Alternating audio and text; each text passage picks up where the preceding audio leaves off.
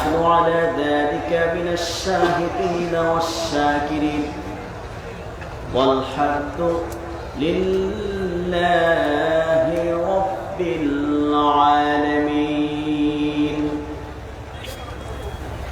إن الله وملائكته يصلون على النبي يا أيها الذين آمنوا صلوا عليه وسلموا تسليما. اللهم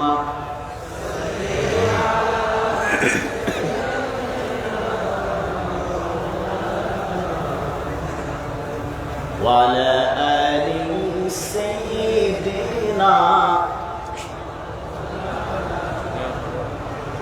मोहब्बते कंठ खुले आवाज करे पढ़ुन अल्लाहुम्मा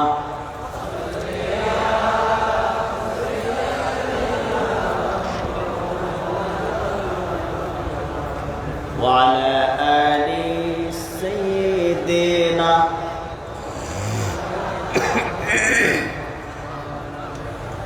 ज़ियारत में मदीना की दिल में है तमन्ना, नहीं है मेरे पास सफर का समाना। अल्लाहुम्मा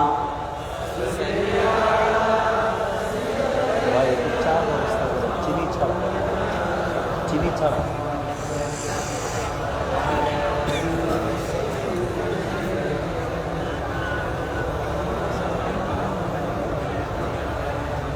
परिंदा की होते अगर उड़ते को जानते, जके रोए जाके कदम को चुमाते। अल्लाहुम्मा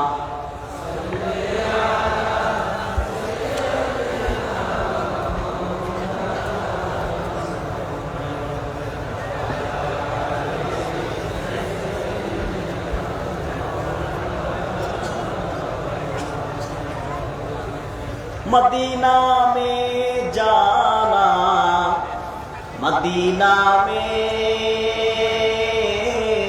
मरना, यही है मेरे दिल की तमन्ना। बलगल उला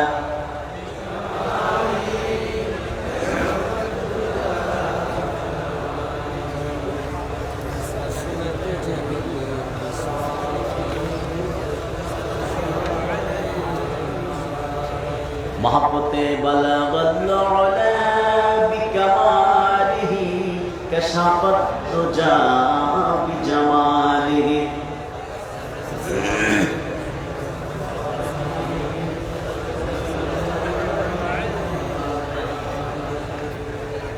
পেকুয়া সমাজ উন্নয়ন পরিষদের উদ্যোগে আয়োজিত আজকে পঞ্চম বার্ষিক তাফসীরুল কোরআন মাহফিলের সম্মানিত সভাপতি আলহাজ মাওলানা শহীদুল্লাহ সাহেব, প্রধান শিক্ষক উত্তর মেহেরনামা মনিরুল উলুম মাদ্রাসা পেকুয়া কক্সবাজার, মাওলানা AHM বদিউল আলম সাবেক অধ্যক্ষ হাসিয়াখালী ইসলামিয়া কামিল মাদ্রাসা পেকুয়া, আজকের প্রধান মেহমান আমার প্রাণপ্রিয় উস্তাদ ও শায়েখ, আপনাদের দীর্ঘদিনের সকল প্রতীক্ষার অবসান কিছু সময় পর অবসান ঘটতে যাচ্ছে। যিনি আজকের প্রধান মেহমান, বিশিষ্ট ইসলামী চিন্তাবিদ, ইসলামী ঘরানার বুদ্ধিজীবী ও রাষ্ট্রচিন্তাবিদ, সকল প্রকার কাফের মুশরিক নাস্তিক বিরোধী আন্দোলনের অগ্রশৈলী আল্লামা মুফতি ডক্টর সৈয়দ মোহাম্মদ এনায়েতুল্লাহ আব্বাসী ওয়া সিদ্দিকী পীর সাহেব জোরপুরি হুজুর। আপনারা আমার পরে ইনশাআল্লাহ আমাদের প্রাণপ্রিয় ব্যক্তিত্ব শাইখুল হাদিস আল্লামা ডক্টর এনায়েতুল্লাহ আব্বাসী পীর সাহেব জোরপুরি হুজুর স্টেজে আসবেন। আপনারা ধৈর্যের সাথে বসবেন, এটি প্রত্যাশা।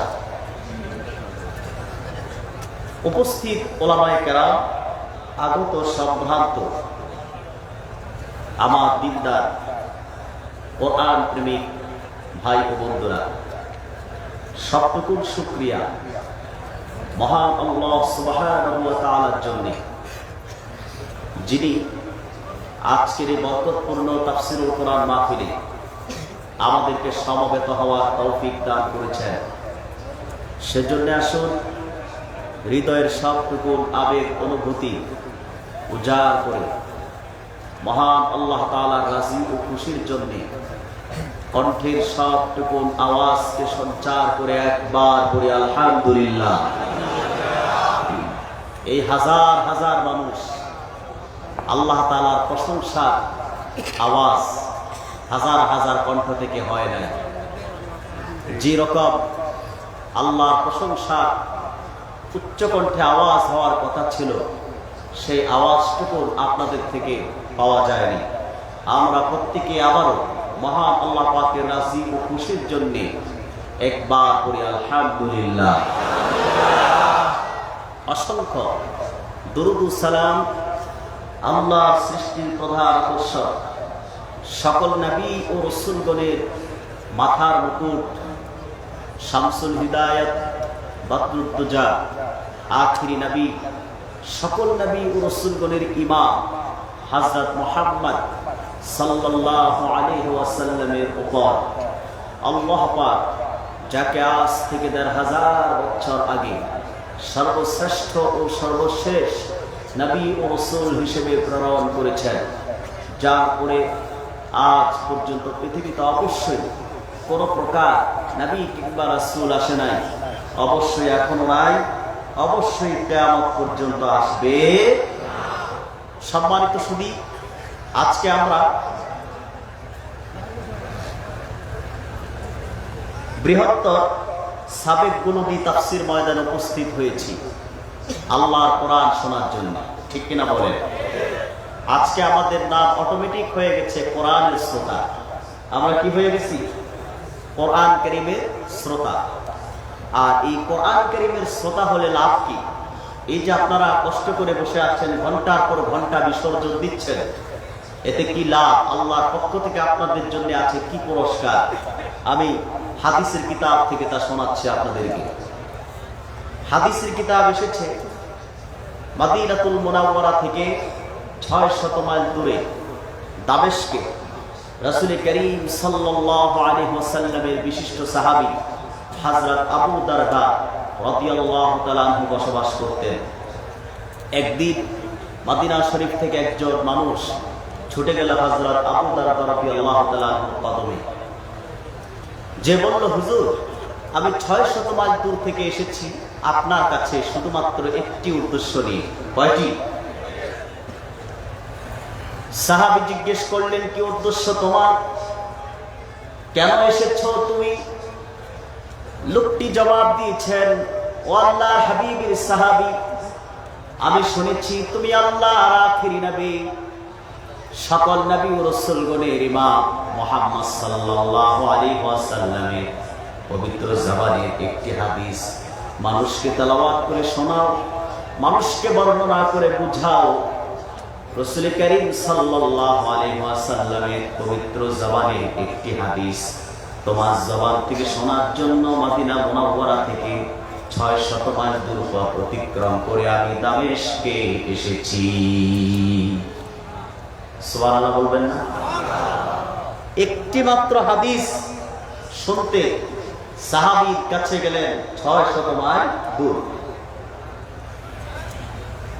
আল্লাহর হাবিবের সাহাবী এবার বললেন,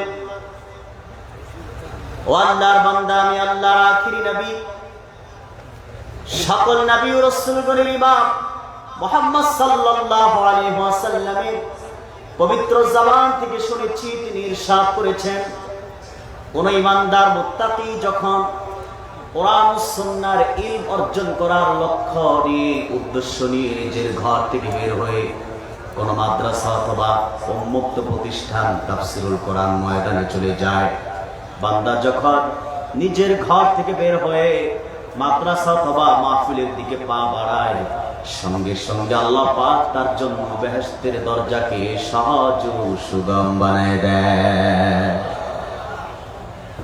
আমরা যারা এসেছি বেহেশতের দরজা পর্যন্ত আমাদের জন্য রাস্তা যানজট মুক্ত হয়ে গেছে, সুবহানাল্লাহ বলেন। শুধু তাই নয়, আল্লাহর হাবিবের সাহাবী বলেন, শুনে রাখো আল্লাহর বান্দা, যখন কোন ইমানদার আল্লাহর কোরআনের নূর তার সিনায় ধারণ করার জন্য কোরআনের শ্রোতা হয়ে যায়, হাদিসের শ্রোতা হয়ে যায়, আল্লাহ আকাশের স্পেশাল ফেরেশতার টিম তাদের নূরের পাখাগুলো বান্দার পায়ের নিচে বিছিয়ে তাকে শুভেচ্ছা জানায়। তাহলে ভাই, এই যে তাফসীরুল কোরআন ময়দানে এসেছেন, ফেরেশতাগণ কত সম্মান ইজ্জত দিয়েছেন আপনাদেরকে, আপনাদের পায়ের নিচে ফেরেশতাগণ স্পেশাল ফেরেশতার টিম তাদের নূরের পাখা বিছিয়ে দিয়েছে, ঠিক কিনা বলেন? তাহলে তাফসীরুল কোরআন ময়দানে আসা দরকার আছে না নাই? ওয়াজ মাহফিল, ইসলামী মহাসম্মেলন, তাফসীরুল কোরআন মাহফিল প্রয়োজন আছে না নাই? এই পথে আসলে বেহেশতের দরজা সহজ হয়। এই পথে আসলে ফেরেশতারা পায়ের নিচে নূরের পাখা বিছিয়ে দেয়। এত সম্মান এই পথে, আল্লাহর কোরআনের তাফসীরের ময়দানে এত বেশি সম্মান, এই সম্মান আমাদের দেশের হাইব্রিড কিছু মানুষ সহ্য করতে পারে না, ঠিক কিনা বলেন? তাফসীরুল কোরআন ময়দানে এসে যখন বাংলাদেশের যুবকের ভাগ্যের পরিবর্তন ঘটে যাচ্ছে, বাংলাদেশের যুবকের বিবেক পরিবর্তন হয়ে যাচ্ছে, বিবেকের দরজা খুলে যাচ্ছে, জাহান্নামের পথ ছেড়ে পূর্বেকার যাত্রা পালাগান বাদ দিয়ে আল্লাহর কোরআনের তাফসীরের ময়দানের দিকে আমার দেশের যুব সমাজ যখন ধাবিত হচ্ছে, তখন দেখতে পাচ্ছি পশ্চিমাদের কাছে মাথা বিক্রি করা কিছু মানুষের তা সহ্য হচ্ছে না, ঠিক কিনা বলেন? প্রিয় ভাইয়েরা, ওয়াজ মাহফিল ভালো লাগে না, দুঃখ করে বলে ওয়াজ মাহফিল থেকে নাকি মানুষকে ধর্মান্ধ বানানো হয়, ওয়াজ মাহফিল থেকে নাকি মানুষকে ধর্মান্ধ বানানো হয়। দুঃখ করে বলে পশ্চিমাদের দালালরা যে আগের দিনে মানুষ পালাগান হতো, যাত্রাগান হতো, মোল্লারা এইসব তাফসীর মাহফিল, ওয়াজ মাহফিলের মাধ্যমে এই মাঠগুলো দখল করে নিয়েছে। বাংলাদেশে যাত্রাগান, পালাগান বন্ধ হয়ে যাচ্ছে। বাংলাদেশের কৃষকের বাঁশির সুরে মানুষ মুগ্ধ হতো, তা এখন নষ্ট হয়ে গেছে, বর্জন করেছে মানুষ। নেতার দুঃখ হয়। সম্মানিত ভাইয়েরা, এইসব ওয়াজ মাহফিল আল্লাহর কোরআনের বিপক্ষে যারাই কথা বলে, স্পষ্ট বলে দিচ্ছি তারা আবু জেহেলের উত্তরসূরি, ঠিক কিনা বলেন? ওই সব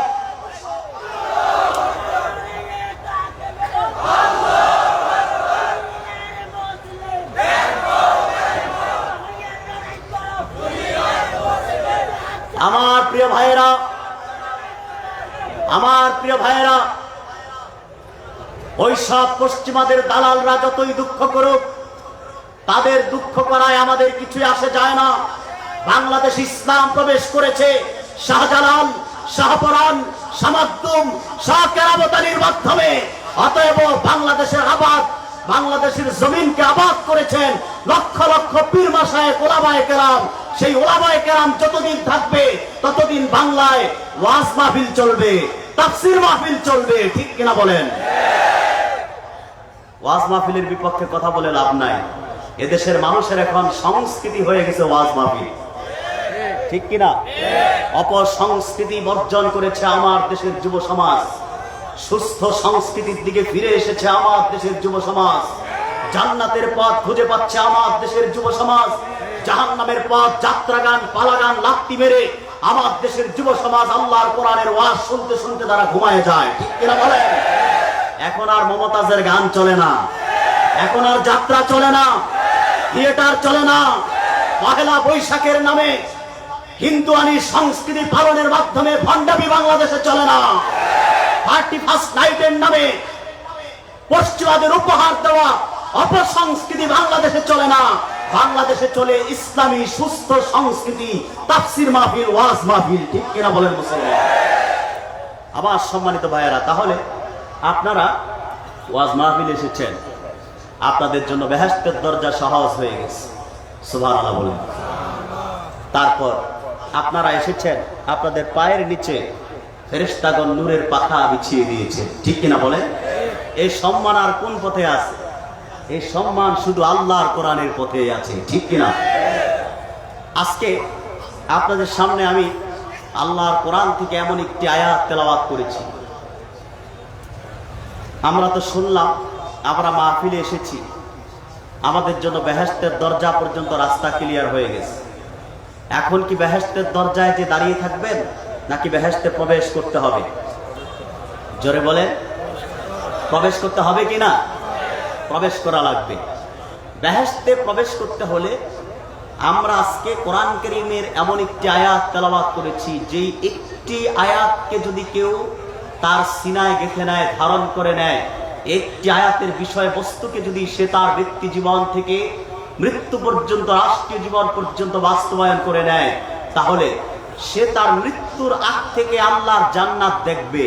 জান্নাত দেখে দেখে তার মৃত্যু হবে, মৃত্যুর পর আল্লাহর বেহেশতে সে সোজা প্রবেশ করবে, যদি কষ্ট না হয়। সুবহানাল্লাহ। আপনারা হাজার হাজার মানুষ সুবহানাল্লাহ আসতে বললে এটা তো মেনে নেওয়া যায় না। সুবহানাল্লাহ বললে খুশি হয় কে? একটু জোরে বলেন না, কে খুশি হয়? তাফসীরের কিতাব এসেছে, যদি আল্লাহর কোন ইমানদার বান্দা আল্লাহ সন্তুষ্টির জন্য একবার সুবহানাল্লাহ, আলহামদুলিল্লাহ, আল্লাহু আকবার বলে, আল্লাহ রাব্বুল আলামিন তার জন্য পৃথিবীর সমস্ত শূন্য জায়গাকে নেকি দিয়ে তার আমলনামায় লিখে দেয়। প্রিয় ভাইয়েরা আমার, আমরা তেলাওয়াত করেছি, যেহেতু এখানে দেশের সবচেয়ে স্বনামধন্য আলেমগণ এই স্টেজে বক্তব্য দিয়েছে, এখানে কোরআন সুন্নাহর বাহিরে কথা বলার কোনো সুযোগ নাই, ঠিক কিনা বলেন? সেজন্য আমি চেষ্টা করব আল্লাহর কোরআনের ভিতর থেকে, সুন্নাহর ভিতর থেকে কথা বলার জন্য। আর সেজন্য আপনাদের মনোযোগ লাগবে। মনোযোগটা হলো, আমরা তেলাওয়াত করেছি, আল্লাহ পাক বলেছেন, ইন্নাল্লাযীনা ক্বালু রাব্বুনাল্লাহ, নিশ্চয়ই যারা আন্তরিকভাবে বলবে আমাদের রব আল্লাহ। আমাদের রব কে? আকাশ বাতাসকে মুখরিত করে বলুন, আমাদের রব কে? দুই হাত তুলে বলেন, আমাদের রব কে? আল্লাহ। আল্লাহ এই কথাটি বলতেছে, যে ব্যক্তি বলবে আমাদের রব আল্লাহ, সুম্মাস্তাকামু, এবং সে তার কথার উপর অটল ও অবিচল থাকবে, অটল থাকবে, ইস্তিকামাত করবে, নড়াচড়া করবে না, কেউ মানলে পিছপা হবে না, সে তার স্বীকৃতিতে অটল থাকবে। তাতানাজ্জালু আলাইহিমুল মালাইকা, আকাশের ফেরেশতা তাদের কাছে অবতরণ করবে। ফেরেশতা অবতরণ করে বলবে, আল্লা তাখাফু, ভয় করো না, ওয়ালা তাহজানু, দুশ্চিন্তা করো না, ওয়া আবশিরু বিল জান্নাহ, জান্নাতের সুসংবাদ নাও, বলুন সুবহানাল্লাহ। দেখুন, যেটা তাফসীরের নিয়ম, তাফসীরের নিয়ম মতো আমি এখন আলোচ্য আয়াতের তরজমা আপনাদের সামনে উপস্থাপন করছি। তাফসীর জালালাইনে হাফিজুল হাদিস জালালউদ্দিন সুয়ুতী রাহমাতুল্লাহি আলাইহি এই আয়াতের তরজমা করেছেন, ইন্নাল্লাযীনা ক্বালু রাব্বুনাল্লাহ, যারা আন্তরিকভাবে বলবে আমাদের রব আল্লাহ, সুম্মাস্তাকামু আলাত তাওহীদি ওয়া গায়রিহি মিম্মা ওয়াজাবা আলাইহিম, আর সে তার স্বীকৃতিতে অটল, অর্থাৎ আল্লাহর একত্বে সে বিশ্বাস করবে যে আল্লাহ এক, তিনি আমার রব, তিনি এক, তিনি ছাড়া আর কোনো মাবুদ নাই। এই বিশ্বাসে অটল ও অবিচল থাকবে। যখন লোকটা আল্লাহর একত্বে বিশ্বাস করবে, তখন সে তাগুতের গোলামি করতে পারে না, ঠিক কিনা বলেন? সে শয়তানের নির্দেশনায় চলতে পারে না। তার উপর তখন কোরআন ও সুন্নাহ মোতাবেক আল্লাহর পক্ষ থেকে কিছু আবশ্যকীয় হুকুম বিধিবিধান চলে আসে। ওই সকল বিধিবিধান এবং হুকুম আহকামের প্রতিও যখন বান্দা অটল ও অবিচল থাকবে, তখন তাতানাজ্জালু আলাইহিমুল মালাইকা, আই মিনাল মাউত, তার যখন মৃত্যুর সময় কাছাকাছি এসে যাবে, আমাদের সবাইকে একদিন মৃত্যুবরণ করতে হবে। কথাটি কি ঠিক? আমরা কি সবাই একদিন মৃত্যুবরণ করতে হবে? এই বিশ্বাস, এই আকীদা আমাদের আছে। এই বিশ্বাস, কারণ আমরা ইহজগৎ বিশ্বাস করি, পরজগৎকেও বিশ্বাস করি, ঠিক কিনা বলেন? যদি আমাদের দেশে বিবর্তনবাদী বিশ্বাসী সংশয়বাদীরা শুধু দুনিয়াকেই বিশ্বাস করে, মৃত্যুর পরে শাস্তি নাই, কিছুই নাই, এই সমস্ত পরকালকে তারা বিশ্বাস করে না, সেজন্য তাদেরকে আমরা মুসলিম বলি না, ঠিক কিনা বলেন? মৃত্যু মৃত্যু এমন সত্য, আপনি সৃষ্টি হয়েছেন, আপনার জন্ম হয়েছে, এটি যেমন সত্য, তার চেয়ে বড় সত্য আপনি একদিন মৃত্যুবরণ করবেন, ঠিক কিনা বলেন? আমার সম্মানিত ভাই ও বন্ধুগণ, আপনারা অনুমতি দিলে আমাদের প্রাণপ্রিয় শায়েখ আল্লামা আব্বাসী হুজুরের সাথে যিনি পিএস আছেন, উনি কল দিয়েছে, রিসিভ করবো? আমি করব? আসসালামু আলাইকুম। হ্যাঁ হ্যাঁ, আচ্ছা আচ্ছা, ঠিক আছে ঠিক আছে।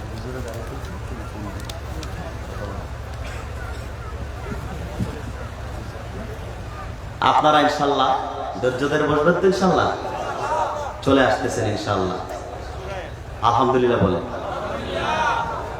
প্রিয় বন্ধুরা, সম্মানিত ভাইয়েরা, বলছিলাম যে আমাদেরকে একদিন মৃত্যুবরণ করতে হবে, করতে হবে না? মৃত্যু আছে তো নাকি? মৃত্যু থেকে আপনি যতই চেষ্টা করেন পলায়ন করার সুযোগ আছে, বাঁচতে পারবেন না।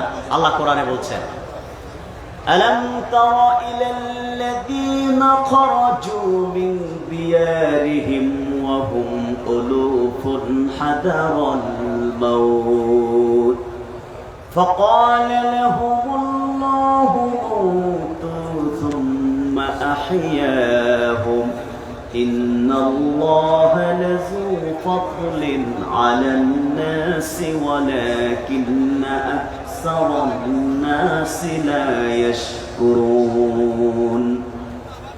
আল্লাহ রাব্বুল আলামিন বলেন, হাবিব আপনি কি দেখেননি যাদের হাজার হাজার লোক ইস্তেআবাস ভূমি পরিত্যাগ করেছিল মৃত্যু ভয়ে? ফাকাল লাহুমুল্লাহু মুতু, আমি আদেশ করলাম তোমরা মৃত্যুবরণ করো, তোমাদের মৃত্যু হোক। আয় ফামাতু, তারা প্রত্যেকেই মৃত্যুবরণ করেছিল। সুম্মা হিয়াহু, আবার যখন বনি ইসরাইলের নবী হিজকিল আমার কাছে আবেদন করলো, আমি তাদেরকে জীবিত করলাম, প্রাণ দিয়ে দিলাম। ইন্নাল্লাহা লাযু ফাদলিন আলান নাস, নিশ্চয় আল্লাহ পাক মানুষের প্রতি অনুগ্রহশীল। ওয়ালাকিন্না আকসারুন নাস লা ইয়াশকুরুন, কিন্তু অধিকাংশ মানুষ আল্লাহর কৃতজ্ঞতা প্রকাশ করে না, ঠিক কিনা বলেন? মৃত্যু থেকে বাঁচার কোনো সুযোগ নাই, একদিন মৃত্যুবরণ করতেই হবে। প্রিয় ভাইরা আমার, মৃত্যুর সময়টা যখন কাছাকাছি এসে যাবে, মালাকুল মাউতের প্রতিনিধি যখন আপনার ঘরে অবস্থান করবে, ইমাম গাজ্জালি তার কিতাবে লিখেছেন, একটি মানুষ মৃত্যুর 40 দিন আগ থেকে তার বাড়িতে, তার ঘরে, তার এরিয়ায় মালাকুল মাউতের প্রতিনিধি প্রতিদিন 40 বার করে চক্কর বেড়ে যায়। দুনিয়ার সমস্ত পাক পাখালি পশু পাখি সবকিছুই বুঝতে পারে এই লোকটা 40 দিন পর আর দুনিয়ায় থাকবে না। তার নাম আব্দুর রহিম আর আব্দুল করিম থাকবে না, তার নাম অটোমেটিক হয়ে যাবে লাশ। কিন্তু মানুষ আর জিন তা বুঝতে পারে না। মালাকুল মাউতের প্রতিনিধি যখন আসবে, মানুষের মৃত্যুর সময় যখন ঘনিয়ে যাবে, মানুষের যখন মৃত্যুটা কাছাকাছি এসে যায়, মানুষের মধ্যে তখন দুইটা বিষয় কাজ করে, একটি হলো ভয় আর একটি হলো চিন্তা। কয়টি জিনিস কাজ করে? একটি হচ্ছে ভয় আর একটি হলো চিন্তা। তারা তখন ভয় করে, আহারে সারা জিন্দেগিতে 70 বছর হায়াত পেলাম, 80 বছর হায়াত পেলাম, 80 বছরের জিন্দেগিতে কোনোদিন আমি রাতের অন্ধকারে বিশাল কবরস্থানের পাশে দিয়ে একা একা যাই নাই, ভয় করেছে। কিন্তু কিছুক্ষণ পরে সেই কবরে আমাকে একা একা রেখে চলে আসবে, আমি কিভাবে সেই অন্ধকার কবরে সারা জীবন একা একা থাকবো? মালাকুল মাউতের নাম শুনেছি বছরের পর বছর, কোনোদিন তো মালাকুল মাউতকে চোখে দেখি নাই, আমার সঙ্গে মালাকুল মাউতের প্রতিনিধি কি ভালো আচরণ করবে না খারাপ আচরণ করবে, আমার রূহটা বের করার সময় কি বিকট আকৃতি ধারণ করে আমাকে কষ্ট দিবে। এই ভয় যখন করতে থাকবে, বান্দা যদি তার জীবনের শুরু থেকে শেষ পর্যন্ত জীবনের প্রতিটি ক্ষেত্রে সে যদি সাক্ষ্য দেয় আল্লাহ তাআলা আমার রব, তিনি এক, তিনি ছাড়া আর কোনো মাবুদ নাই, পৃথিবীর কোনো তাগুত, পৃথিবীর কোনো অপশক্তি, কাফের মুশরিক নাস্তিকদের কোনো আগ্রাসন, নিকৃষ্ট চক্ষু তাকে স্পর্শ করতে পারে নাই, তাকে রবের স্বীকৃতি থেকে, আল্লাহর একত্ববাদের স্বীকৃতি থেকে সরাতে পারে নাই। ওই সব মুস্তাকিম বান্দা যখন মৃত্যুর সময় ভয় করবে, কবরের ভয়, মালাকুল মাউতের ভয়, আল্লাহর আকাশ থেকে ফেরেশতা তার ঘরে চলে আসবেন। ফেরেশতা এসে বলবেন, আল্লাহ তাখাফু আই ইনদাল মাউতি ওয়া মা বাদাহু, হে আল্লাহর বান্দা, মৃত্যু ও তার পরবর্তী সময়ের ব্যাপারে তোমার কোনো ভয় নাই, তুমি কোনো ভয় করো না। জোরে গন সুবহানাল্লাহ। তোমার কোনো ভয় নাই। বান্দা চিন্তা করতে থাকবে, আহারে আমার মেয়েটা কেবলমাত্র এসএসসি পাস করলো, কিংবা অনার্স কমপ্লিট করলো, বা মাদ্রাসা থেকে কামেল পাস করলো, এখনো আমার অবিবাহিতা মেয়েটাকে বিয়ে দিতে পারলাম না, কোনো ভালো একটি চরিত্রবান সক্ষম যুবকের হাতে তুলে দিতে পারলাম না, আমি তো চলে যাচ্ছি, আমার অবিবাহিতা মেয়ের বিয়ের ব্যবস্থা কে করবে, আমার কলিজার টুকরা সন্তানগুলো ইয়াতীম হয়ে যাচ্ছে, তাদের খাবার দাবার লেখাপড়ার খরচ কে দিবে, আমার স্ত্রী বিধবা হয়ে যাচ্ছে, তার খুরপোশের দায়িত্ব কে গ্রহণ করবে। এই চিন্তা যখন করতে থাকবে, আল্লাহর একত্ববাদে বিশ্বাসী বান্দার উপর ফেরেশতা নাজিল হয়ে বলবেন, ওয়ালা তাহজানু আলা মা খাল্লাফতুম মিন আহলিন ওয়া ওয়ালাদিন ফানাহনু নাখলুফুকুম ফীহি। রে আল্লাহর বান্দা, তোমার রেখে যাওয়া সন্তান সন্ততির ব্যাপারে তোমার কোনো চিন্তার প্রয়োজন নাই, তাদের খাবার দাবার, তাদের রিজিকের ব্যবস্থা, অবিবাহিতা মেয়ের বিয়ের ব্যবস্থা, এই সব কিছু আল্লাহ পাক আপন কুদরতি হাতে গ্রহণ করে নিয়েছে। জোরে কোন সুবহানাল্লাহ। এই হচ্ছে মুস্তাকিম বান্দা, যিনি তার রব হিসেবে শুধুমাত্র আল্লাহকে বিশ্বাস করে। রব হিসেবে কাকে বিশ্বাস করে ভাই? শুধুমাত্র আল্লাহ তাআলাকে। আর রব হিসেবে আল্লাহকে বিশ্বাস করার পর তার উপর যত বাধা আসুক সে অটল থাকে, অবিচল থাকে। ভাই এটা কি উপর উঠানো যাবে? যায়।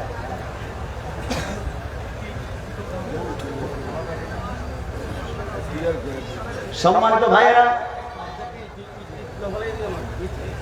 প্রিয় ভাইয়েরা আমার,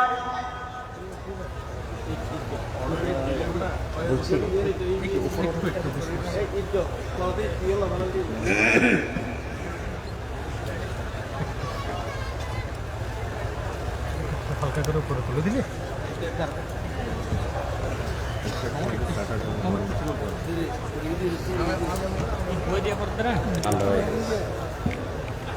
একই টুটবে না, একই টুটবে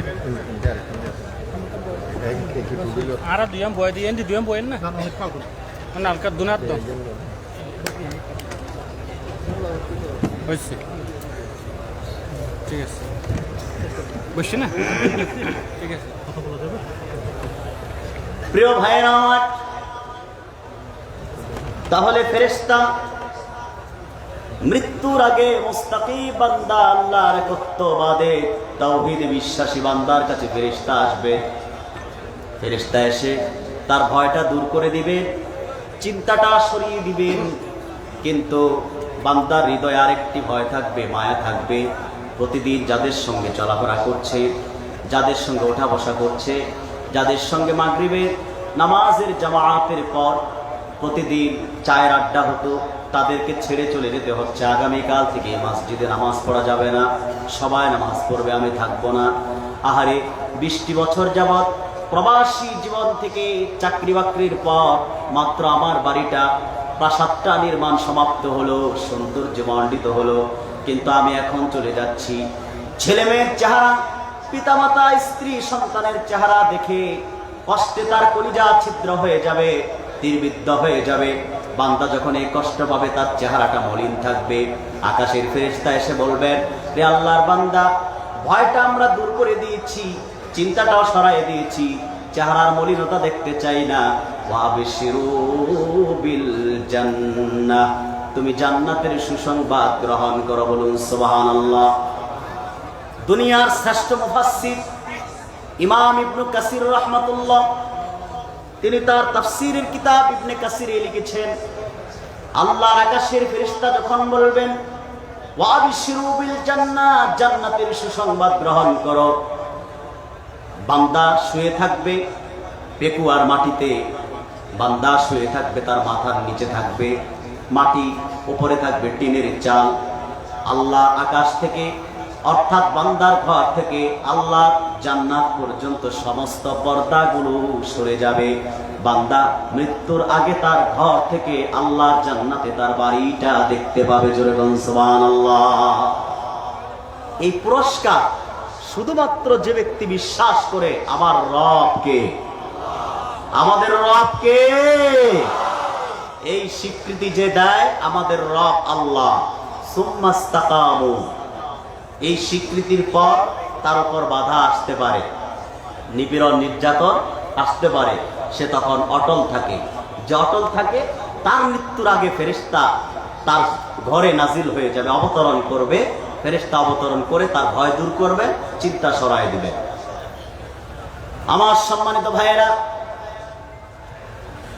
এই আয়াতের আসবাবে নুজুলে এসেছে, দুটো বক্তব্য এসছে শানে নুজুলে। আমি একটি বক্তব্য আপনাদের সামনে তুলে ধরছি, ইবনে কাসির নকল করেছেন। আজ থেকে ১,৫০০ বছর আগে যারা কাফির মুশরিক কুরাইশরাও বলতো আমাদের রব আল্লাহ, সারাদিন যারা ৩৬০টি মূর্তির পূজা করত, মূর্তিকে সিজদা করত, প্রতিমাকে সিজদা করত, তারাও বলতো আমাদের রব আল্লাহ। তবে ফেরেশতার আল্লাহর কন্যা সন্তান, জোরে কন্যা নাউজুবিল্লাহ, আল্লাহর কোন সন্তান আছে নাকি? আরো জোরে বলেন, আছে নাকি? কিন্তু কাফেররা বলতো, মুশরিকরা বলতো আমাদের রব আল্লাহ, তবে ফেরেশতার আল্লাহর কন্যা সন্তান, তার আল্লাহর জাতে শরীক করেছে। ঠিক কিনা বলেন? প্রিয় ভাইয়েরা আমার আল্লাহ রাব্বুল আলামিন তিনি তার তাওহীদকে বিশ্ববাসীর কাছে অধিষ্ঠিত প্রতিষ্ঠিত করার জন্য কোরআনুল হাকিম ৩০তম পারায় সূরাতুল ইখলাস নামে একটি সূরা নাযিল করে দিয়েছেন তাওহীদের উপর। আল্লাহ পাক বলেন, কুল হুয়াল্লাহু আহাদ আল্লাহুস সামাদ লাম ইয়ালিদ ওয়া লাম ইউলাদ ওয়া লাম ইয়াকুল লাহু কুফুয়ান আহাদ। হাবিব মুহাম্মদ সাল্লাল্লাহু আলাইহি ওয়াসাল্লাম, মুহাম্মদ সাল্লাল্লাহু আলাইহি ওয়াসাল্লাম, আপনি বলুন তিনি আল্লাহ এক, আল্লাহুস সামাদ, তিনি কারো কাছে মুখাপেক্ষী নন। লাম ইয়ালিদ ওয়া লাম ইউলাদ, তিনি তার আপন জাত থেকে কাউকে বানান নাই, নিজেও কোনো জাত থেকে হন নাই। ওয়া লাম ইয়াকুল লাহু কুফুয়ান আহাদ, আকাশে জমিনে আল্লাহর সমকক্ষ আর কেউ নাই। ঠিক কিনা বলেন? সম্মানিত ভাইয়েরা, তাহলে মক্কার মুশরিকরা বলতো আমাদের রব আল্লাহ, ফেরেশতারা আল্লাহর কন্যা সন্তান। তাদের বিশ্বাস ছিল এই ফেরেশতারাই আমাদের জন্য আল্লাহর কাছে সুপারিশ করবে। সেই তৎকালীন সময়ে হযরত আবু বকর সিদ্দিক রাদিয়াল্লাহু তাআলা আনহু তিনি বললেন, আমার রব আল্লাহ, তিনি ছাড়ার কোনো মাবুদ নাই। মুহাম্মদ সাল্লাল্লাহু আলাইহি ওয়াসাল্লাম আল্লাহ পাকের প্রেরিত রাসূল, আখিরি নবী, শেষ নবী, ওনার পরে আর কোনো নবী নাই, রাসূল নাই। হযরত আবু বকর আল্লাহ একত্বের বিশ্বাসে অটল রইলেন, রাসূলুল্লাহর রিসালাতের বিশ্বাসে অটল রইলেন। মুফাসসিরিনে কেরাম লিখেছেন, হযরত আবু বকরের তাওহীদ ও রিসালাতের বিশ্বাসে অটল ও অবিচলতাকে কেন্দ্র করে আল্লাহ রাব্বুল আলামিন কোরআন কারীমে আয়াত নাযিল করে দিলেন, ইন্নাল্লাযীনা ক্বালু রাব্বুনাল্লাহু সুম্মা ইসতাকামু তাতানাজ্জালু আলাইহিমুল মালায়েকা, নিশ্চয়ই যারা আন্তরিকতার সাথে বলবে আমাদের রব আল্লাহ, সুম্মা ইসতাকামু, আর তারা তাদের আল্লাহর একত্বের বিশ্বাসে, আল্লাহ তাওহীদের বিশ্বাসে অটল অবিচল থাকবে, ইস্তিকামত করবে। আমার হাবিব মুহাম্মদ সাল্লাল্লাহু আলাইহি সাল্লামের সাহাবী হযরত আবু বকরের মতো, যারা আবু বকরের মতো ইস্তিকামত করবে, অটল থাকবে, অবিচল থাকবে, তাদের মৃত্যুর আগে আমি আল্লাহ তাদের শিয়রে ফেরেশতা অবতরণ করে দিব। গেল তরজমা এবং আসবাবুন নুজুল। এখন আমরা এই আলোচ্য আয়াতের কিছু প্রাসঙ্গিক বক্তব্য শুনব। এই আয়াতে দেখুন, এখানে আল্লাহ তাআলাকে রব বলার পর, একত্বের বিশ্বাসের পর, সুম্মাস্তাকামু, অটল বিচলতা, কেন ইস্তিকামতের কথাটি আনলেন? তার কারণ হলো, যুগে যুগে যারাই আল্লাহর একত্বে বিশ্বাস করেছে অধিকাংশরাই নিপীড়ন নির্যাতনের শিকার হয়েছে। ঠিক কিনা বলেন? যে ব্যক্তি আল্লাহর একত্বের প্রচার করেছে, আপনি দেখুন, আল্লাহর একত্বের প্রচার করেছেন হযরত নূহ আলাইহিস সালাম। হযরত নূহ যখন কালেমার ঝান্ডার প্রচার শুরু করলেন, আল্লাহর একত্বের প্রচার শুরু করলেন, কাফের মুশরিকরা তাকে পাথর মেরে হত্যা করার হুমকি দিতে লাগলো। হযরত নূহ আলাইহিস সালাম তিনি কাফেরদের হুমকিকে পরোয়া করলেন না, আল্লাহর একত্বের প্রচার করেই গেলেন। হযরত মুসা আলাইহিস সালামকে দেশ ত্যাগ করার ভয় দেখানো হলো। ঠিক কিনা বলেন? কিন্তু তিনি আল্লাহর একত্বের প্রচার ছাড়েন নাই।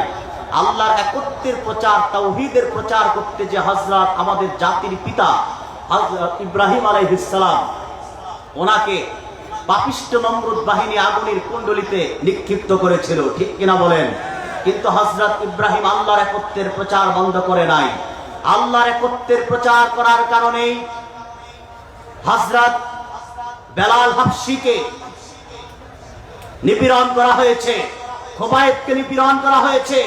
আল্লাহর একত্বের প্রচারের কারণে আমার আল্লাহর আখিরি নবী মুহাম্মদ সাল্লাল্লাহু আলাইহি ওয়াসাল্লামের রক্ত ঝরেছে তায়েফের ময়দানে, উহুদের ময়দানে। আল্লাহর হাবিব মুহাম্মদ সাল্লাল্লাহু আলাইহি ওয়াসাল্লাম শুধু রক্তই ঝরান নাই, রাসূলুল্লাহ আপন মাতৃভূমি ত্যাগ করতে হয়েছিল শুধুমাত্র আল্লাহর একত্বের প্রচার করার কারণে। ঠিক কিনা বলেন?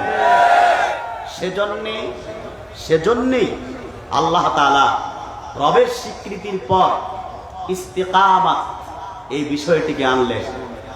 কারণ আপনি বললেন আমি আল্লাহর উপর ঈমান এনেছি, এটি সহজ বিষয়। আপনি বললেন আমার রব আল্লাহ, এটি সহজ বিষয়। কিন্তু আপনি যখন আল্লাহকে রব বলে বিশ্বাস করবেন, আপনার উপর বিন্দেশি চাপ আসতে পারে। কাফের মুশরিক তাগুত শক্তির নিকৃষ্ট চক্ষু আপনার দিকে নিক্ষেপ হতে পারে, নিকৃষ্ট চক্ষুর দৃষ্টি আপনার দিক পড়তে পারে। আবার কাফের মুশরিক নাস্তিক বেঈমান যারা, তারা আপনাকে বিভিন্নভাবে হয়রানি করতে পারে। কিন্তু সেই হয়রানির সময়ও আল্লাহর একত্বের বিশ্বাসে ইসলামী আন্দোলনের কর্মী যারা, তারা অবশ্যই ইস্তিকামাত করতে হবে। ঠিক কিনা বলেন মুসলমান? যদি আপনি ইস্তিকামাত করতে পারেন তাহলে আপনি মুস্তাকিম। তাহলে আপনি কি? মুস্তাকিম। আপনার ইহকাল পরিষ্কার, পরকাল একদম নাজাত। সুবহানাল্লাহ বলেন। সম্মানিত ভাইয়েরা, এবার আসুন আমরা হাদিস শুনি। সহিহ বুখারীর হাদিস, জগৎ বিখ্যাত মুহাদ্দিস আল্লামা ইয়াহইয়া শারাফ ইমাম নববী রাহমাতুল্লাহি আলাইহি, তিনি তার রিয়াদুস সালিহিনে হাদিসখানা নকল করেছেন। ১৫০০ বছর আগে রাসূল করিম সাল্লাল্লাহু আলাইহি ওয়াসাল্লামের কদমে একজন সাহাবী এসে বললেন, আরজ করলেন, ইয়া রাসূলুল্লাহ কুল্লি ফিল ইসলাম কওলান লা আসআলু আনহু আহাদান গায়রাকা। ইয়া রাসূলুল্লাহ, ইয়া হাবিবাল্লাহ সাল্লাল্লাহু আলাইহি ওয়াসাল্লাম, হুজুর ইসলাম সম্পর্কে আপনি আমাকে এমন একটি বিষয় বলে দিন যেন আপনার পর এই বিষয়ে আর কাউকে প্রশ্ন করতে না হয়। বলুন সুবহানাল্লাহ। আল্লাহর আখিরি নবী, দুনিয়ার সমস্ত নবী রাসূলগণের মাথার তাজ মুহাম্মদ সাল্লাল্লাহু আলাইহি ওয়াসাল্লাম সাহাবীকে বললেন, রে সাহাবী, তুমি বলো কুল আমানতু বিল্লাহ সুম্মা ইসতাকিম। সাহাবীরে তুমি বলো আমি আল্লাহ তাআলার উপর ঈমান আনলাম, সুম্মা ইসতাকিম, আর এই কথার উপর অটল থাকো, অবিচল থাকো। বলুন সুবহানাল্লাহ। তাহলে শুধু আমি আল্লাহর উপর ঈমান আনলাম, ঈমান এনেছি তা বললে চলবে না, অটল ও অবিচল থাকতে হবে। ঠিক কিনা বলে? কিভাবে অটল থাকবেন ভাই? আল্লাহর আখিরি নবী মুহাম্মদ সাল্লাল্লাহু আলাইহি ওয়াসাল্লাম শুধুমাত্র আল্লাহর একত্বের প্রচার, তাওহীদ, আল্লাহর একত্ববাদকে প্রতিষ্ঠা করতে যে রাসূলুল্লাহ সাল্লাল্লাহু আলাইহি ওয়াসাল্লাম কতটা নিপীড়িত, কতটা নির্যাতিত হয়েছেন। সিরাতের কিতাবগুলোতে এসেছে আল্লাহর নবী যখন সারা মক্কার কিছু কিছু পুত্রে আল্লাহর একত্বের প্রচার শুরু করে দিলেন, খবরটি যখন আবু জেহেল, উতবা, সায়বা, ওয়ালিদ বিন মুগিরাদের কাছে চলে যায়, তারা তখন রাসূলুল্লাহ সাল্লাল্লাহু আলাইহি সাল্লামকে সংলাপে ডাকতে লাগলেন। সংলাপে ডেকে আল্লাহর হাবিবকে বলা হলো, মুহাম্মদ সাল্লাল্লাহু আলাইহি ওয়াসাল্লাম আপনি দাওয়াতি কাজ বন্ধ করে দিন, তাওহীদের প্রচার বন্ধ করে দিন, তাহলে আপনি মক্কায় সুন্দরভাবে বসবাস করতে পারবেন, নতুবা আপনার বিপদ আসতে পারে। আল্লাহর হাবিব মুহাম্মদ সাল্লাল্লাহু আলাইহি ওয়াসাল্লাম বিপদের পরোয়া করলেন না, তিনি তাওহীদ, আল্লাহর একত্বের প্রচার শুরু করলেন। এরপর কাফের মুশরিকরা আবু জেহেল, উতবা, সায়বারা রাসূল করিম সাল্লাল্লাহু আলাইহি ওয়াসাল্লামকে দিতে লাগলো হুমকি। যখন তিনি তাওহীদের প্রচার বন্ধ করেন নাই, তখন আবু জেহেলরা দিল হুমকি। কোরআনে এসেছে তারা কি হুমকি দিয়েছে। তারা হুমকি দিতে লাগলো, মুহাম্মদ সাল্লাল্লাহু আলাইহি ওয়াসাল্লাম আপনি আমাদের বাপ-দাদার পুরনো ধর্মের বিপক্ষে কথা বলছেন, আমাদের প্রতিমাগুলোর বিরুদ্ধে কথা বলছেন, আমরা যাদেরকে খোদা মনে করি তাদের বিরুদ্ধে কথা বলছেন, আপনি তা বন্ধ করুন। আর আপনি আপনার ইবাদত আপনার খানকায় করুন, কিন্তু আপনি প্রচার করবেন না আল্লাহর একত্বের প্রচার। যদি করেন তাহলে এটা হবে সেটা হবে। যেমন বর্তমান সময়ে আলেমদেরকে কেউ কেউ থ্রেট করে, ঠিক কিনা বলে? করে কিনা বাবা? করে এটা করব সেটা করব, এই করব সেই করব। কিন্তু দেখা যায় যারা আলেমদেরকে থ্রেট করে ছাদে মাল নাই টাকলারা বাংলাদেশে আর জায়গা পায় না, বাংলাদেশ ছেড়ে পালাতে বাধ্য হয়, ঠিক কিনা বলেন? যেই সব পশ্চিমা গোষ্ঠীর তাবেদারি করে তারা, যেই সব পশ্চিমাদেরকে খুশি করার জন্য ইসলামপন্থীদের বিপক্ষে, রাষ্ট্র ধর্ম ইসলামের বিরুদ্ধে কথা বলে, ৭২-এর সংবিধান ফিরিয়ে আনার দুঃসাহস দেখায়, ওই সব টাকলা মুরাদরা বাংলাদেশে থাকতে পারে নাই। ভবিষ্যতে ইসলামের বিপক্ষে কথা বললে, ইসলামপন্থীদেরকে থ্রেট করলে আকাশের নিচে, বাংলার আকাশের নিচে কারো জায়গা হবে না, ঠিক কিনা বলেন? শিক্ষা নাও।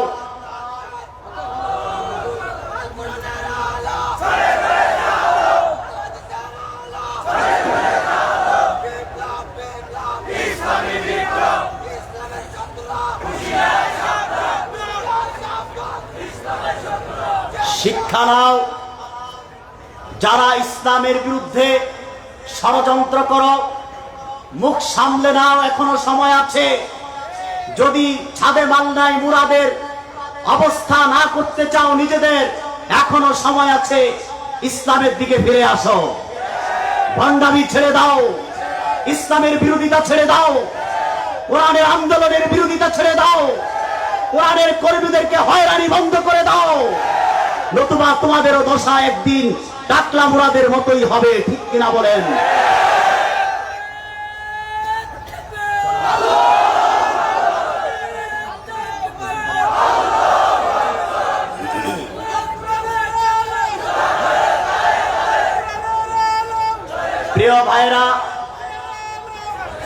প্রিয় ভাইরা, বলছিলাম রাসূল করিম সাল্লাল্লাহু আলাইহি ওয়াসাল্লামকে কাফেররা থ্রেট করলো। কি করলো? থ্রেট। আপনি যদি তাওহীদের প্রচার বন্ধ না করেন, এটা করব সেটা করব, হুমকি দিলেন। আল্লাহ তার হাবিবকে এক সাগর সাহস দিলেন। সুবহানাল্লাহ বলে। আল্লাহ রাব্বুল আলামিন মহাগ্রন্থ কোরআন কারীমে আয়াত নাজিল করে তার প্রিয় রাসূল মুহাম্মদ সাল্লাল্লাহু আলাইহি ওয়াসাল্লামকে এক সাগর সাহস দিয়ে দিলেন। আল্লাহ বলেন, ফাসদা বিমা তু'মার ওয়া আ'রিদ আনিল মুশরিকিন ইন্না কাফাইনাকাল মুস্তাহজিইন। আল্লাহ রাব্বুল আলামিন বলেন, হাবিব মুহাম্মদ সাল্লাল্লাহু আলাইহি ওয়াসাল্লাম, আপনি যেভাবে আল্লাহর একত্বের প্রচার করছেন, দ্বীনের দাওয়াত দিচ্ছেন, ঠিক সেভাবে আপনি দাওয়াত দিয়ে যান। অটল থাকুন, অবিচল থাকুন। কাফেরদেরকে পরোয়া করার কোনো সুযোগ নাই, তোয়াক্কা করার কোনো সুযোগ নাই। সুবহানাল্লাহ বলেন। রাসূলুল্লাহ দাওয়াতের কাজ চালায় গেলেন। এরপর কাফেরদের পক্ষ থেকে যখন কাফেররা হুমকি দিয়ে রাসূলুল্লাহ দাওয়াতের মিশনকে আটকাতে পারলেন না, তখন কাফের মুশরিকরা আল্লাহর হাবিবকে প্রলোভন দেখালেন। প্রলোভন। আল্লাহর হাবিবের আপন চাচা আবু তালেবকে আবু জেহেলরা ডাকলেন, ডেকে বললেন, ও আবু তালেব, আপনি আপনার ভাতিজাকে বুঝান, সে যদি আরবের ক্ষমতা চায় আমরা ওনার হাতে আরবের ক্ষমতাটা দিয়ে দিব। যদি তিনি টাকা পয়সা চান, আরবের সকল ধনভাণ্ডার ওনার কদমে আমরা দিয়ে দিব। যদি তিনি সুন্দরী কোনো রমণীকে বিয়ে করতে চান, আমরা সেই ব্যবস্থাও করে দেব। আমাদের দাবি একটাই, তারপরেও তিনি যেন আমাদের বাপদাদার ধর্মগুলোর বিরুদ্ধে কথা না বলে, আমাদের বাপদাদার উপহার দেওয়া প্রতিমাগুলোর বিপক্ষে কথা না বলে। আবু তালেব আল্লাহর হাবিবের কাছে গেলেন, যে বললেন, ভাতিজা, কাফের মুশরিকরা তোমাকে প্রস্তাব দিয়েছে, আরবের ক্ষমতা যদি চাও ক্ষমতায় তোমাকে অধিষ্ঠিত করে দেওয়া হবে। যদি টাকা পয়সা চাও, আরবের সকল দামি দামি ধনভাণ্ডার তোমার কদমে তারা হাজির করে দিবে। তাদের একটি অনুরোধ রাখতে হবে, সেটা হলো তুমি আল্লাহর একত্ববাদের প্রচার কিছুদিনের জন্য বন্ধ করতে হবে। আমার আল্লাহর আখেরি নবী, সকল নবী ও রাসূলগণের ইমাম, বিশ্ব মানবতার মুক্তির দূত মুহাম্মদ সাল্লাল্লাহু আলাইহি ওয়াসাল্লাম, তিনি বললেন, চাচা যান, আপনি কাফেরদেরকে জানায় দেন, তারা যদি আমার একটি হাতে পূর্ণিমার চাঁদ আর একটি হাতে সূর্যটাও এনে দেওয়া হয়, আল্লাহর পবিত্র সত্তার কসম, আমি মুহাম্মদ সাল্লাল্লাহু আলাইহি ওয়াসাল্লাম একটি মুহূর্তের জন্য হলেও আল্লাহর তাওহীদের প্রচার বন্ধ করতে পারি না।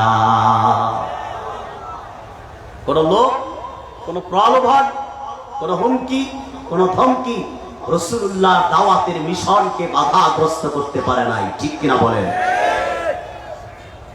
সম্মানিত ভাইয়েরা, এরপর কাফেররা পরবর্তী পদক্ষেপ গ্রহণ করল।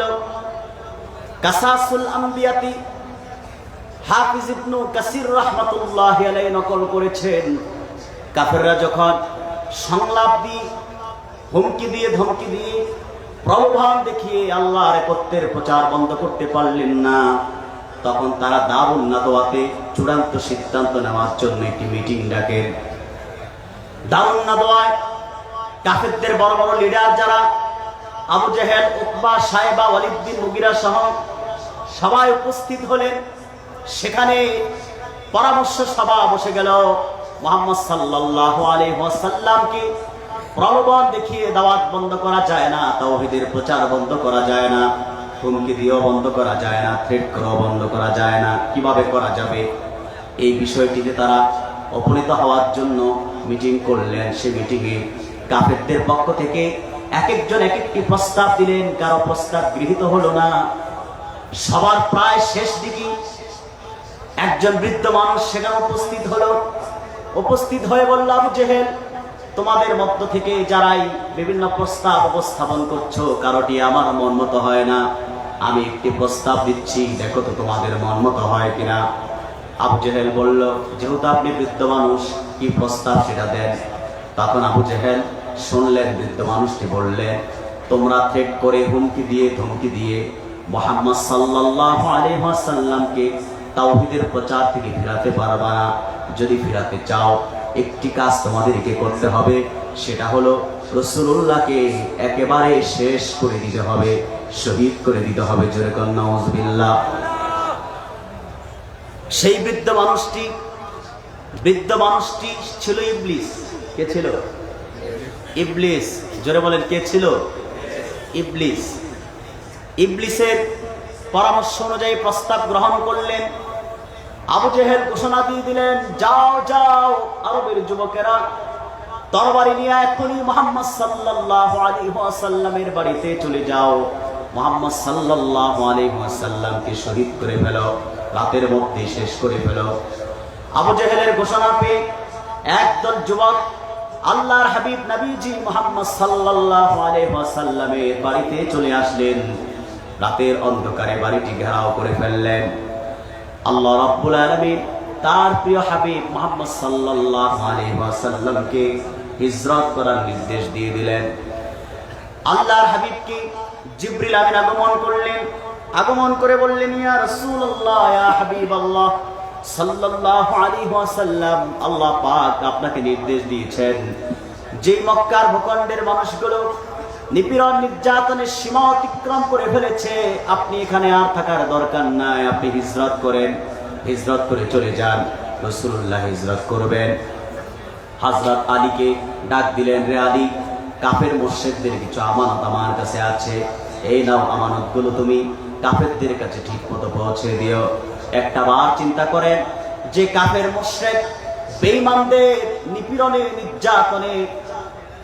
নির্যাতন করার কারণে, যে কাফের মুশরিকদের নির্যাতন করার কারণে আল্লাহর হাবিব মুহাম্মদ সাল্লাল্লাহু আলাইহি ওয়াসাল্লাম আপন মাতৃভূমি ছেড়ে চলে যেতে হচ্ছে, সেই রাসূল মুহাম্মদ সাল্লাল্লাহু আলাইহি সাল্লাম কাফেরদের আমানতগুলো পর্যন্ত দিতে ভুলে নাই।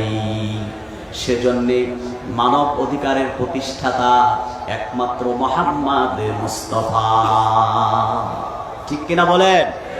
তিনি যারা শত্রুর আমানত নিজ দায়িত্বে আলীর মাধ্যমে পৌঁছে দিয়েছেন, ঠিক কিনা বলেন? আমার রাসূল আমানতের খেয়ানত করেন নাই। প্রিয় ভাইয়েরা আমার, বন্ধুরা আমার, আল্লাহর হাবিব হিজরত করবেন। হিজরতে বের হওয়ার আগে দোয়া করে নিলেন। সূরাতুল বনী ইসরাঈল এসেছে, আল্লাহর হাবিব দোয়া করলেন, وَقُلْ رَبِّ أَدْخِلْنِي مُدْخَلَ صِدْقٍ وَأَخْرِجْنِي مُخْرَجَ صِدْقٍ وَاجْعَلْ لِي مِنْ لَدُنْكَ سُلْطَانًا نَصِيرًا। রাসূলুল্লাহ দোয়া করলেন আর আলীকে নিজের বিছানায় শোয়াই দিলেন। দরজা খুলে তিনি বের হয়ে যাবেন। সামনের দরজা দিয়ে গেলেন, দেখেন কাফেররা দাঁড়িয়ে আছে, মুশরিকরা তরবারি নিয়ে দাঁড়ায় আছে। হুজুর বের হলেন না, পেছনের দরজা দিয়ে গেলেন, দেখেন কাফেররা দাঁড়িয়ে আছে, মুশরিকরা দাঁড়িয়ে আছে। আল্লাহর হাবিব নবীজি মুহাম্মদ সাল্লাল্লাহু আলাইহি ওয়াসাল্লাম ঘরের চতুর্দিক দেখতে পেলেন কাফেররা ঘেরাও করে রেখেছে। এটি একটি বড় সমস্যা। এই পৃথিবীতে যত বড় সমস্যা আছে, সকল সমস্যার সমাধান আমার আল্লাহ এই কোরআনে রেখে দিয়েছে, ঠিক না বেঠিক? সকল সমস্যার সমাধান মহাগ্রন্থ আল কোরআন, ঠিক কিনা বলেন? এই কোরআনে সকল সমস্যার সমাধান আছে না নাই? রাসূলুল্লাহ বের হতে পারছেন না, কোনোভাবেই তিনি বের হতে পারছেন না। চতুর্দিক কাফেররা ঘেরাও করে রেখেছেন, তরবারি নিয়ে দাঁড়িয়ে আছেন, কিভাবে বের হবেন? আল্লাহর আখিরি নবী মুহাম্মদ সাল্লাল্লাহু আলাইহি ওয়াসাল্লাম এই কোরআন কারীম থেকে সূরা ইয়াসিন থেকে প্রথম আয়াত থেকে তেলাওয়াত শুরু করলেন। ইয়াসিন ওয়াল কুরআনিল হাকীম ইন্নাকা লামিনাল মুরসালিন আলা সিরাতিন মুস্তাকিম। আল্লাহর হাবিব তেলাওয়াত করতে করতে নবম আয়াতে চলে গেলেন। وَجَعَلْنَا مِنْ بَيْنِ أَيْدِيهِمْ سَدًّا وَمِنْ خَلْفِهِمْ سَدًّا فَأَغْشَيْنَاهُمْ فَهُمْ لَا يُبْصِرُونَ। আল্লাহর আখিরি নবী মুহাম্মদ সাল্লাল্লাহু আলাইহি ওয়াসাল্লাম সূরা ইয়াসিন থেকে 9টি আয়াত তেলাওয়াত করলেন আর কিছু ধুলাবালি কণা হাতে নিলেন। রাসূলুল্লাহ পবিত্র জবান দিয়ে দম করলেন আর কাফেরদের দিকে ধুলাবালি কণাগুলো ছিটিয়ে দিলেন। কাসাসুল আম্বিয়া ইবনে কাসির লিখেছেন, আল্লাহর হাবিবের দায়িত্ব ছিল শুধুমাত্র কাফেরদের দিক ছিটিয়ে মারা, চতুর্দিকের সমস্ত কাফেরদের চোখে পৌঁছে দেওয়ার দায়িত্ব নিয়েছিলেন স্বয়ং আল্লাহ তাআলা। হুজুর শুধু মানলেন, চতুর্দিকে সমস্ত কাফেরদের চোখে তা নিক্ষেপ হলো। ইবনে কাসির তার কাসাসুল আম্বিয়ায় লিখেছেন, যত কাফেরের চোখে হিজরতের গভীর রজনীতে যেদিন রাসূলুল্লাহ হিজরতে বের হন, সেই দিন আল্লাহর হাবিবের ছিটানো নিক্ষেপ করা ধুলাবালিকণা কঙ্করগুলো যেই সকল কুরাইশ কাফেরদের চোখে নিক্ষেপ হয়েছে, ওই সবগুলো কাফের বদর যুদ্ধে সাহাবায়ে কেরামের হাতে নিহত হয়ে জাহান্নামের আসামিতে পরিণত হয়েছে। ইবনে কাসিরের মত। এরপর রাসূলুল্লাহ সাল্লাল্লাহু আলাইহি সাল্লাম তিনি ছিটিয়ে মারলেন, তারা সবাই অবচেতন হয়ে গেল, চোখে কিছুই দেখতে পায় না। আল্লাহর হাবিব নবীজি মুহাম্মদ সাল্লাল্লাহু আলাইহি ওয়াসাল্লাম তিনি দরজাটি খুললেন, তিনি চলে যেতে লাগলেন। কাফেররা দাঁড়িয়ে আছে, অবচেতন হয়ে আছে, কিছুই বলতে পারেন না, কিছুই করতে পারেন না, দাঁড়িয়ে আছে, কিছুই বলার সাহস নাই তাদের। রাসূলুল্লাহ চলে যেতে লাগলেন, যেতে যেতে সামনে চলে গেলেন। কিছু সময় পর একজন কোমর বাঁকা ব্যক্তি, কোমর বাঁকা ব্যক্তি সমাজে আছে না নাই? অনেকে বয়সের ভারে কোমরটা বাঁকা হয়ে যায়, লাঠিতে ভর করে জীবন যাপন করে চলাফেরা করে, ঠিক না বেঠিক? আবার কিছু আছে সারা জীবন ঘুষ খায়, দুর্নীতি করে, দুঃশাসন করে। এই দুর্নীতি আর হারাম ভক্ষণ করার কারণে, হারাম ভক্ষণ করার কারণে, ঘুষ আর সুদ খাওয়ার কারণে অল্প বয়সেই মাজা বাঁকা হয়ে যায়। আছে না নাই? কলমের খোঁচায় ঘুষ চলে, এইরকম আছে? কথা বলে না। ঘুষ চলে কলমের খোঁচায়, প্রতি খোঁচায় লাখ টাকা ঘুষ। আছে না নাই? বিচার আচারে ঘুষ, ঠিক কিনা বলেন? সুপারিশ করতে গেলেও ঘুষ, মিথ্যা সাক্ষ্য দেয় ঘুষের বিনিময়ে, ঠিক কিনা বলেন? সম্মানিত শুধু কোমর বাঁকা ব্যক্তি তাদের মজলিসে আসলেন, এসে দেখেন সব কুরাইশ তরবারি নিয়ে দাঁড়ায় আছে। বৃদ্ধ সেই লোকটি জিজ্ঞেস করলেন, ও কুরাইশরা, কেন দাঁড়িয়ে আছো? কিসের অপেক্ষা করছো তোমরা? তরবারিওয়ালা যুবকগুলো জবাব দিলেন, ভোর হওয়ার অপেক্ষা করছি, চোখে তো কিছুই দেখতে পাই না। ভোর হওয়ার অপেক্ষা করছি, যদি ভোর হয় আলো হবে, আমরা মুহাম্মদ সাল্লাল্লাহু আলাইহি ওয়াসাল্লামের ঘরে প্রবেশ করব, মুহাম্মদ সাল্লাল্লাহু আলাইহি ওয়াসাল্লামকে শহীদ করে দিব। কোমর বাঁকা ব্যক্তিটি বললেন, রে কুরাইশ সম্প্রদায়, এই মাত্র তোমাদের চোখের সামনে দিয়ে যিনি চলে গেলেন, বিপ্লবী মানুষের মতো মহান পুরুষের বেশে তিনি বের হয়ে চলে গেলেন, তিনি কি মুহাম্মদ সাল্লাল্লাহু আলাইহি ওয়াসাল্লাম নন? রাসূলুল্লাহ তাদের চোখের সামনে দিয়ে গেলেন, তারা কিছুই করতে পারলেন না, কিছুই বলতে পারলেন না, রাসূলুল্লাহকে ধরতে পারলেন না, কিছু কইতেও পারলেন না।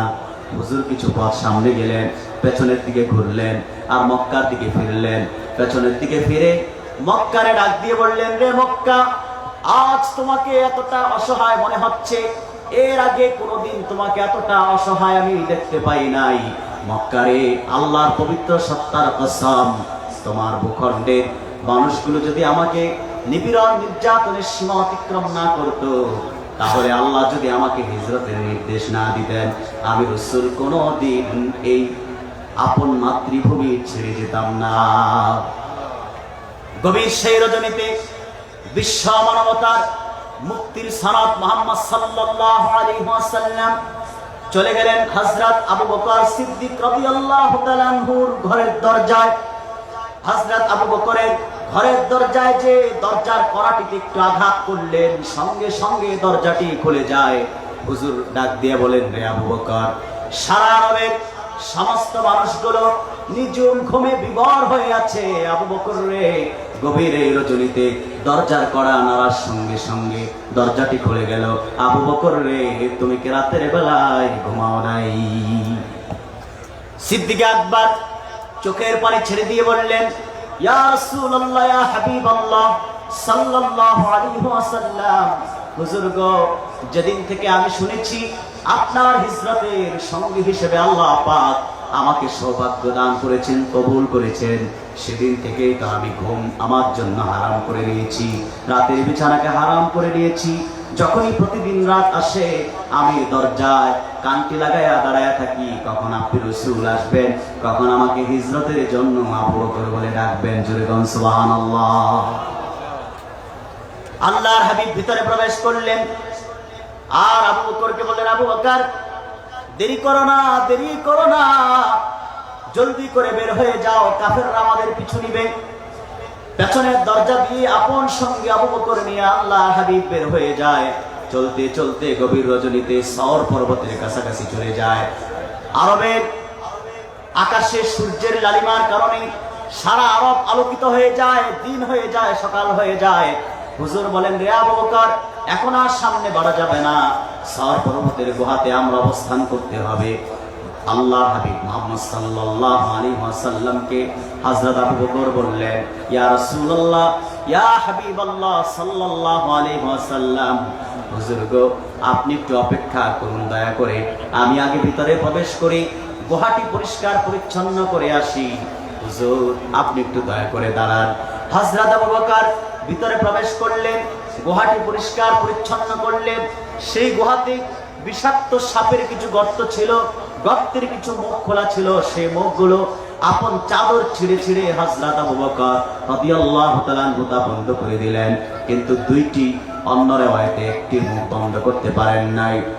হযরত আবু বকর নিজের পা দিয়ে সেই মুখটি বন্ধ করে নিলেন আর বললেন, ইয়া রাসূলুল্লাহ, ইয়া হাবিবাল্লাহ সাল্লাল্লাহু আলাইহি ওয়াসাল্লাম, হুজুর গো, দয়া করে আপনি এবার ভিতরে প্রবেশ করুন। আল্লাহ হাবিব ভিতরে প্রবেশ করলেন। রাসূল করিম সাল্লাল্লাহু আলাইহি ওয়াসাল্লাম হযরত আবু বকরের কোলে মাথা রেখে একটু বিশ্রাম গ্রহণ করছেন, আরাম করছেন। হযরত আবু বকর এক সময় কান্না শুরু করে দিলেন। আবু বকরের চোখ থেকে পানি ঝরে রাসূলুল্লাহর পবিত্র কপাল মোবারকে পড়ে যায়। হযরত আবু বকর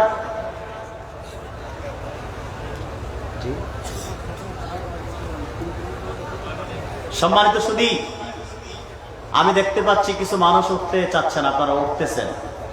হুজুর আমাদের খুব কাছাকাছি চলে এসেছেন, আলহামদুলিল্লাহ বলেন, কাছাকাছি চলে এসেছেন। আর একটি মানুষ ওঠার চেষ্টা করবেন না, ধৈর্যের ফলাফল শুভ হয়, ঠিক কিনা বলেন? কাছাকাছি চলে এসেছেন, আপনারা একটু ধৈর্য ধরেন, শোনেন। আল্লাহর কোরআনের পাখি জবান থেকে কিছু বক্তব্য শুনতে হলে একটু অপেক্ষা করতে হবে, সেই ধৈর্যের ফল শুভ হবে, আপনারা তৃপ্ত সহকারে শুনতে পারবেন ইনশাআল্লাহ। কারণ পূর্বে আপনারা অসংখ্য আল্লাহর কোরআনের পাখিকে হারিয়েছেন, ঠিক কিনা বলেন? অতএব একটু ধৈর্য ধরুন, একটু ধৈর্য ধরুন, একটি মানুষ ওঠার চেষ্টা করবেন না। সম্মানিত ভাইয়েরা, প্রিয় ভাইয়েরা আমার, আল্লাহর হাবিব নবীজি মুহাম্মদ সাল্লাল্লাহু আলাইহি ওয়াসাল্লাম আবু বকরের কোলে মাথা রেখে বিশ্রাম গ্রহণ করছেন। হযরত আবু বকর সিদ্দিক রাদিয়াল্লাহু তাআলা আনহু তিনি কান্না করছেন, চোখের পানি রাসূলুল্লাহ পবিত্র কপাল মোবারকে পড়ে যায়। হুজুর চক্ষু করে বলেন, আবু বকর, কিসের বেদনা, কিসের যন্ত্রণার কারণে তুমি কান্না করছো? হযরত আবু বকর বলেন, ইয়া রাসূলুল্লাহ, ইয়া হাবিবাল্লাহ সাল্লাল্লাহু আলাইহি ওয়াসাল্লাম, মনে হয় বিষাক্ত সাপ আমাকে দংশন করেছে। সওর পর্বতের গুহায় রাসূল করিম সাল্লাল্লাহু আলাইহি ওয়াসাল্লামের তিনটি মুজিজা ঘটেছে। তার প্রথমটি হলো, আমার প্রিয় রাসূল মুহাম্মদ সাল্লাল্লাহু আলাইহি ওয়াসাল্লাম হযরত আবু বকরের ক্ষত স্থানে, বিষাক্ত স্থানে পবিত্র মুখের লালা মোবারক লাগিয়ে দিয়েছেন। সঙ্গে সঙ্গে হযরত আবু বকর পরিপূর্ণ সুস্থ হয়ে যায়, সাপের বিষের যন্ত্রণা নেমে যায়। প্রিয় ভাইয়েরা আমার, হযরত রাসূল করিম সাল্লাল্লাহু আলাইহি ওয়াসাল্লাম আবার বিশ্রাম শুরু করলেন। আপনারা বসেন, ধৈর্যের সাথে বসেন।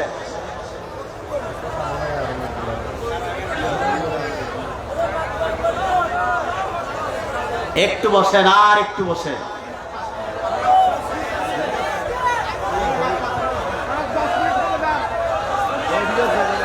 আর অল্প কিছু সময় বসুন।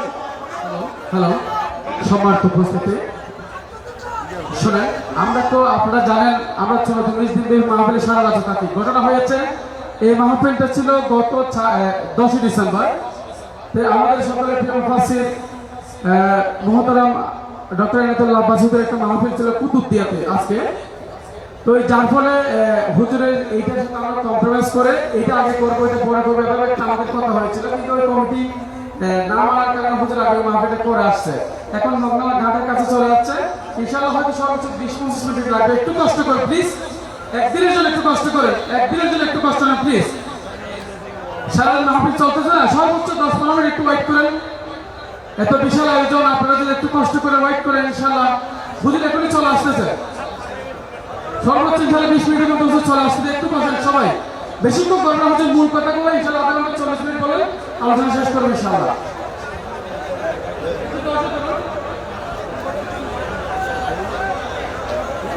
সম্মানিত ভাইয়েরা বসে যান, দয়া করে বসে যান। এই সুন্দর তাফসীরুল কোরআন মাহফিলের সৌন্দর্যকে নষ্ট করবেন না, বসে যান দয়া করে, দয়া করে বসে যান। এই দক্ষিণ চট্টলার মানুষ আল্লাহর কোরআনের জন্য শুধু একদিন না 19 দিন পর্যন্ত বসে থাকতে পারে, বিসর্জন দিতে পারে।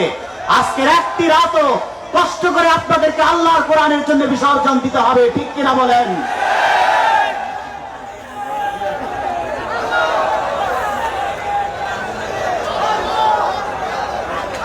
বসেন বসেন বসেন বসেন। হুজুর 10-15 মিনিটের মধ্যে মঞ্চে আসবেন। উনি পেকুয়া বাজার পর্যন্ত চলে এসেছেন, আপনারা প্লিজ বসেন। পেকুয়া বাজার, এখন পেকুয়া বাজার। আলহামদুলিল্লাহ, সবাই দয়া করে বসে যান। সম্মানিত ভাইয়েরা, সম্মানিত ভাইয়েরা, আমরা আল্লাহর কোরআনের জন্য যতক্ষণ এখানে বসে আছি ততক্ষণ, সম্মানিত ভাইয়েরা, আপনাদের সাথে পীর সাহেব হুজুর কথা বলবেন। আজকের প্রধান মেহমান, প্রধান মুফাসসির আল্লামা ডক্টর ইনায়েতুল্লাহ আব্বাসী পীর সাহেব জনপুরি হুজুর কথা বলতেছেন। আপনারা সবাই শুনুন। জি হুজুর, আসসালামু আলাইকুম।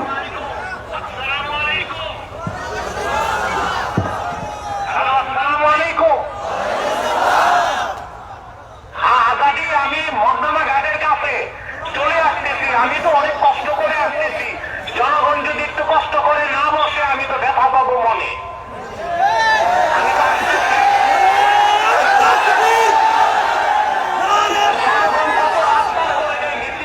আল্লাহর কোরআনের মাহফিলে একটু বেশি বসবে, এতে কষ্টের কি?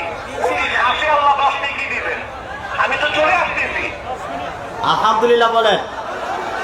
আপনারা তো শুনলেন আমাদের শায়েখের বক্তব্য। তিনি বলেছেন আপনারা তো অনেক মিটিং মিছিল রাত পার করে দেন, ঘন্টার পর ঘন্টা ব্যয় করেন। আজকে আল্লাহর কোরআনের ময়দানে পারবেন না কিছু সময় অপেক্ষা করতে? কারা কারা রাজি? 2 হাত তুলে দেখান আমার আল্লাহ তাআলাকে।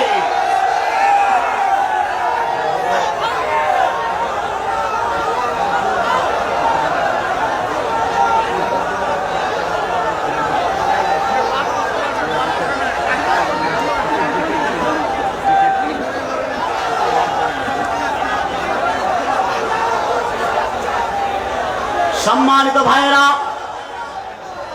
সম্মানিত ভাইয়েরা, এই দক্ষিণ চট্টলার মানুষ ইসলাম বুঝেছে, ইসলাম চিনেছে, কোরআনের ময়দানে ধাবিত হয়েছে।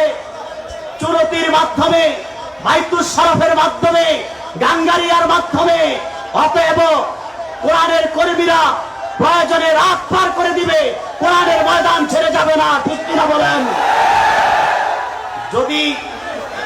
যদি ধৈর্য ধারণ করে পরীক্ষায় উত্তীর্ণ হতে পারেন, তাহলে প্রতিদিন পূর্বাকাশে সূর্য উদিত হয়, এটি যেমন সত্য, আগামীর বাংলাদেশ আমাদের বাংলাদেশ, ইসলামের বাংলাদেশ হবে, ইসলামী আন্দোলনের কর্মীদের বাংলাদেশ হবে, তাতে কোনো সন্দেহ নাই, সন্দেহ নাই, সন্দেহ নাই, ঠিক কিনা বলেন?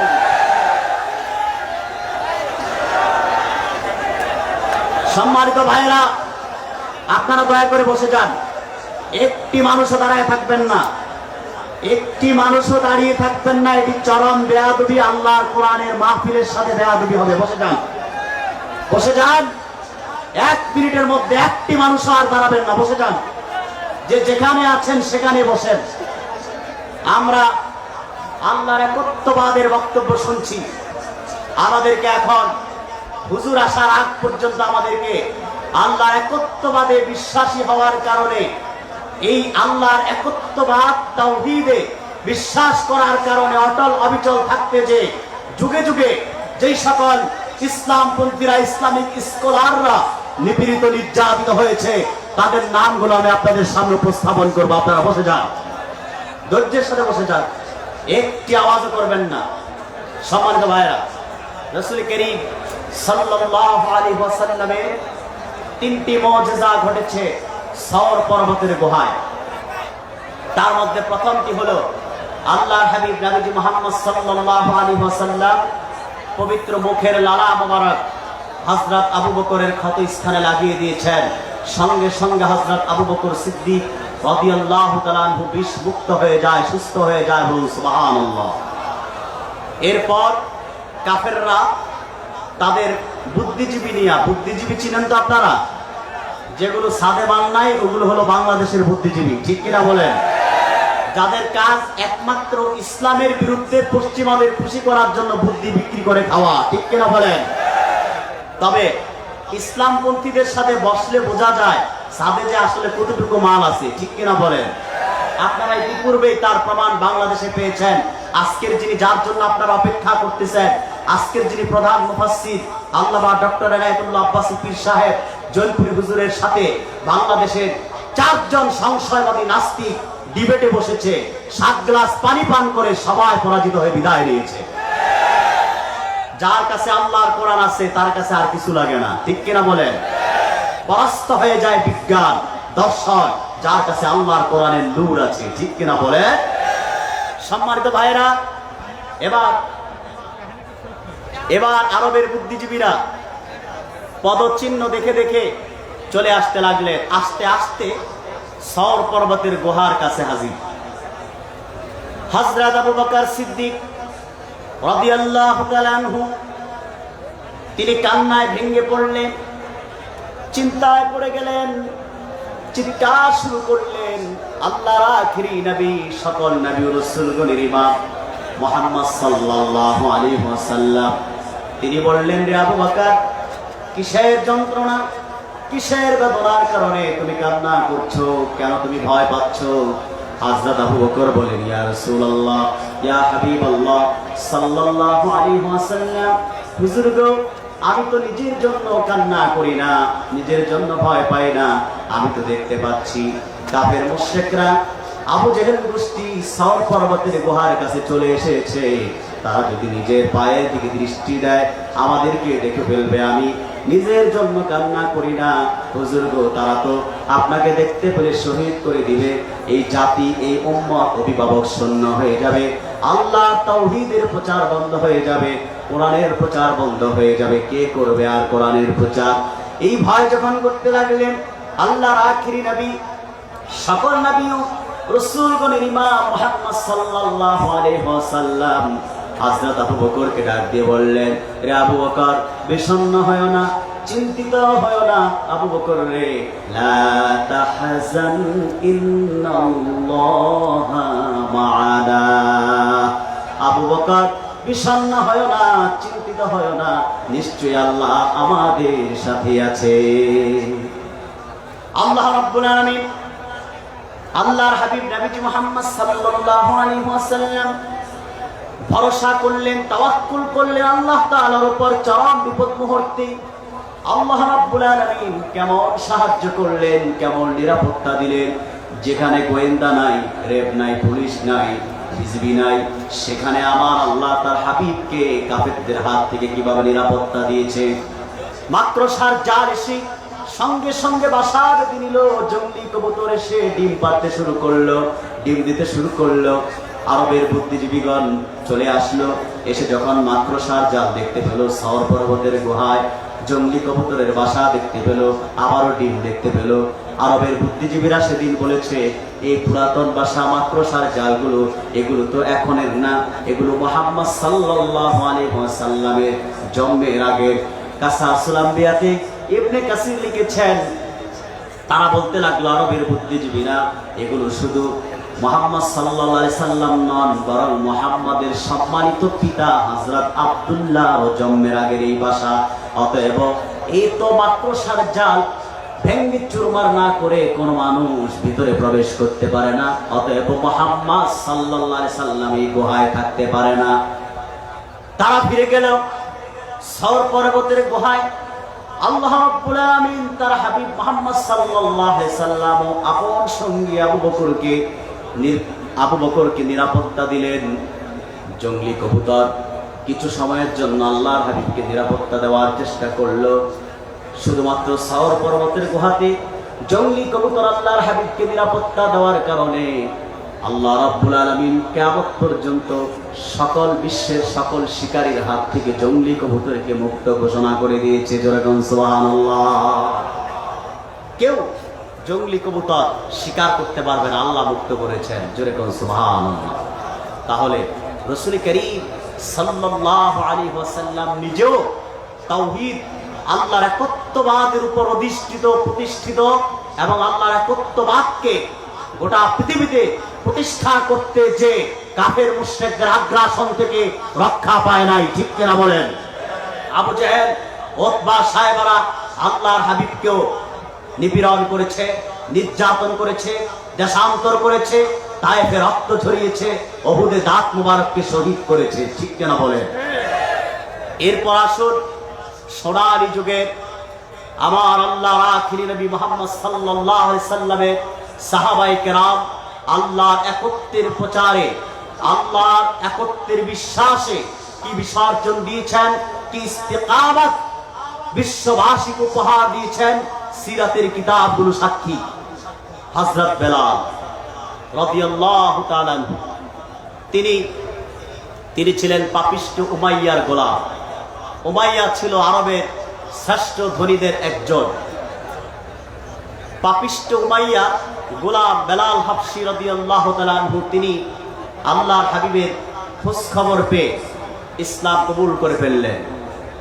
সেই যুগে তখনও অসংখ্য সাহাবায়ে কেরাম ইসলাম কবুল করেছেন, কিন্তু তা প্রকাশ করেননি। কিন্তু হযরত বেলাল রাদিয়াল্লাহু তাআলা আনহু ইসলাম কবুল করার গোপন থাকেননি, প্রকাশ হয়ে যায়। যখন উমাইয়া জানতে পারল তার গোলাম হযরত বেলাল আল্লাহর হাবিব মুহাম্মদ সাল্লাল্লাহু আলাইহি ওয়াসাল্লামের উপর ঈমান এনেছে, তখন পাপিষ্ঠ উমাইয়া আল্লাহর হাবিব মুহাম্মদ সাল্লাল্লাহু আলাইহি সাল্লামের সাহাবী হযরত বেলালকে নির্যাতন শুরু করে দিল। রে বেলাল, জীবন যদি রক্ষা করতে চাও, জীবনটা যদি ভিক্ষা পেতে চাও, তাহলে মুহাম্মদ সাল্লাল্লাহু আলাইহি সাল্লামের রবের উপর ঈমান ছেড়ে দাও। হযরত বেলাল ঈমান ছাড়লেন না। বেলাল শুধু বলেই গেলেন, আল্লাহ আমার রব, তিনি এক, তিনি ছাড়া আর কোনো মাবুদ নাই। তোমরা যেগুলোকে সিজদা করো, খোদা মানো, এগুলো সব বেহুদা, ঠিক কিনা বলেন? হযরত বেলাল অটল রইলেন, অবিচল রইলেন। পাপিষ্ঠ উমাইয়া হযরত বেলালকে যখন ঈমান থেকে বিমুখ করতে পারেন নাই, তখন কঠোর পদক্ষেপ গ্রহণ করলো। হযরত বেলালকে নির্যাতনের সীমা অতিক্রম করে দিল। হযরত বেলালকে এত বেশি নিপীড়ন নির্যাতন করা হয়েছে, আপনি চোখের পানি ধরে রাখতে পারবেন না যদি হযরত বেলাল রাদিয়াল্লাহু তাআলা আনহুকে শুধুমাত্র আল্লাহর একত্বে বিশ্বাস করার কারণে কতটা নিপীড়িত নির্যাতিত হতে হয়েছে। সিরাতের কিতাবে এসেছে হযরত বেলাল রাদিয়াল্লাহু তাআলা আনহু আরবের আকাশে প্রচন্ড সূর্যের উত্তাপের কারণে মরুভূমির বালি কণা যেন টকবগিয়ে ফুটে উঠছিল। ঠিক সেই সময় হযরত বেলালকে মরুভূমির মাঝখানে নেওয়া হলো। হযরত বেলালের বুকে বিষাক্ত বিশাল একটি পাথর রেখে হযরত বেলালকে টানা হেঁচড়া শুরু করলো এবং হযরত বেলাল রাদিয়াল্লাহু তাআলা আনহুকে প্রহারের পর প্রহার, আঘাতের পর আঘাত শুরু করলো। উমাইয়া বললেন, রে বেলাল, এখনো সময় আছে, যদি জীবনটা রক্ষা পেতে চাও, জীবনটা ভিক্ষা পেতে চাও, তাহলে মুহাম্মদ সাল্লাল্লাহু আলাইহি ওয়াসাল্লামের মালিকের উপর ঈমান ছেড়ে দাও। আঘাতের পর আঘাত চলতেই থাকলো। যত বেশি আঘাত তত বেশি হযরত বেলালের জবান থেকে শুধু উচ্চারিত হয় আহাদ আহাদ আহাদ, যখন সুবহানাল্লাহ। পাথরের চাপাতে বেলালের বুকেতে, পাথরের চাপাতে বেলালের বুকেতে, ক্ষত বিক্ষত হয় দেহ, ক্ষত বিক্ষত হয় দেহ, তবুও মুখে আহাদ আহাদ জপে, তবুও মুখে আহাদ আহাদ জপে, আল্লাহ ছাড়া রব নেই কেহ। ঠিক কিনা বলেন? হযরত বেলাল রাদিয়াল্লাহু তাআলা আনহুকে উমাইয়া শুধু প্রহারের পর প্রহার, আঘাতের পর আঘাত করতে লাগলেন। যত বেশি আঘাত তত বেশি হযরত বেলালের জবান থেকে তাওহীদের স্লোগান আহাদ আহাদ উচ্চারিত হতে লাগলো। হযরত আবু বকর সিদ্দিক রাদিয়াল্লাহু তাআলা আনহু পথ দিয়ে হেঁটে যাচ্ছেন। যখন শুনতে পেলেন চিৎকারের আওয়াজ শোনা যায়, আহাদ আহাদ রবের স্লোগান শোনা যায়, হযরত আবু বকর ভিতরে প্রবেশ করলেন। ভিতরে প্রবেশ করে দেখতে পেলেন পাপিষ্ঠ উমাইয়া তার গোলাম হযরত বেলালকে আঘাত করছে। হযরত আবু বকর উমাইয়াকে ডাক দিয়ে বললেন, রে উমাইয়া, আরবের শ্রেষ্ঠ ধনীদের একজন তুমি। আগে আমার ধারণা ছিল তোমার মনটাও বোধহয় অনেক ধনী, কিন্তু এখন আমার ধারণা চেঞ্জ হয়ে গেল। একজন গোলাপকে যদি তোমার পছন্দ না হয়, ভালো না লাগে, তাকে তুমি আজাদ করতে পারো, কিংবা মুক্তি করে দিতে পারো, কিংবা বিক্রি করে দিতে পারো, কিন্তু এভাবে তো নির্যাতন নিপীড়ন করতে পারো না, মারতে পারো না। পাপিষ্ঠ উমাইয়া তিরস্কার করে বললেন, রে আবু বকর, আমার গোলামকে আমি মারবো নাকি ধরবো না আদর করবো সেটা তো আমার একান্তই ব্যাপার, এই ব্যাপারে তুমি কিছুই বলার অধিকার রাখো না। যদি তোমার বেশি দরদ হয়, মায়া হয়, তাহলে এই গোলামকে আমার কাছ থেকে কিনে নিলেই তো পারো। হযরত আবু বকর সিদ্দিক রাদিয়াল্লাহু তাআলা আনহু খুশি হয়ে গেলেন, মনে মনে হাসলেন আর বললেন, রে পাপিষ্ঠ উমাইয়া, তোর জবান থেকে এই কথা শোনা অপেক্ষায় আমি ছিলাম। দরদাম হয়ে যায়। 10 দিরহাম বা 10টি স্বর্ণ মুদ্রার বিনিময়ে হযরত বেলালকে ক্রয় করলেন। উমাইয়া তিরস্কার করে, কাফের জাতি খুব নিকৃষ্ট জাতি, বেয়াদব জাতি, ঠিক কিনা বলেন? বললেন, আবু বকর, 1 দিরহাম দিলেই তো বিক্রি করে দেই, 10 দিরহাম দিতে হয় এই গোলামের জন্য? সিদ্দিক আকবর রাদিয়াল্লাহু তাআলা আনহু সেদিন বজ্রকণ্ঠে বলেছিলেন, পাপিষ্ঠ উমাইয়া, শুনে রাখ, আজকে যদি আমার সমস্ত সম্পদ দিয়ে হলেও, সমস্ত সম্পদ যদি তোমাকে দিয়ে হযরত বেলালকে তোমার হাত থেকে, তোমার কবল থেকে মুক্ত করতে হতো, আল্লাহর পবিত্র সত্তার কসম, কাবার মালিক আল্লাহর কসম, আমি আবু বকরের সমস্ত সম্পদ তোমাকে দিতাম, তারপরেও তোমার হাত থেকে, তোমার মতো বেদীন জালিমের হাত থেকে, জালেমের জুলুম থেকে মজলুম সাহাবী বেলালকে আমি রক্ষা করতাম, মুক্ত করতাম, আজাদ করে দিতাম। তুমি কি বুঝবে বেলালের দাম? শুধুমাত্র আল্লাহর একত্বে বিশ্বাস, আর সেই বিশ্বাসে অটল থাকার কারণে তোমার হাতে বেলাল বন্দী হয়েছে। তোমার কাছে তার দাম নাও থাকতে পারে, আল্লাহর আরশে হযরত বেলালের দাম অনেক বেশি, ঠিক কিনা বলেন? হযরত বেলাল রাদিয়াল্লাহু তাআলা আনহু একজন হাবশী গোলাম ছিলেন। সমাজে তার কোনো বংশ ছিল না, মর্যাদা ছিল না, মূল্য ছিল না, কিন্তু আল্লাহর আরশে হযরত বেলালের দাম কত বেশি ছিল। শুধুমাত্র আল্লাহর একত্বের বিশ্বাসে, আল্লাহর একত্ববাদকে বিশ্বাস করে পাপিষ্ঠ উমাইয়ার সকল নিপীড়ন নির্যাতন দাঁত কামড় দিয়ে সহ্য করে ইস্তেকামতের মাইল স্তরে প্রবেশ করার কারণে হযরত বেলালের দাম আল্লাহর কাছে এত বেশি বেড়ে গিয়েছে। হযরত আব্দুল্লাহ বিন ওমর বর্ণনা করেছেন, আল্লাহর হাবিব যখন মেরাজ রজনীতে গিয়েছেন, আল্লাহর হাবিব জান্নাতের পাশে দিয়ে হেঁটে যাচ্ছেন, জান্নাতে একটি আওয়াজ শুনতে পেলেন। জিবরিল আমিনকে জিজ্ঞেস করলেন, এটি কিসের শব্দ শুনতে পাচ্ছি, কিসের আওয়াজ শুনতে পাচ্ছি? হযরত জিবরিল আলাইহিস সালাম বললেন, ইয়া রাসূলুল্লাহ, ইয়া হাবিবাল্লাহ, এ হচ্ছে আপনার সাহাবী বেলালের আওয়াজ, আপনার মুয়াজ্জিন বেলালের আওয়াজ। জোরে কোন সুবহানাল্লাহ। সম্মানিত ভাইরা, রাসূল করিম সাল্লাল্লাহু আলাইহি ওয়াসাল্লাম মেরাজ রজনী থেকে ফিরলেন, সাহাবায়ে কেরামের দিকে তাশরীফ আনলেন।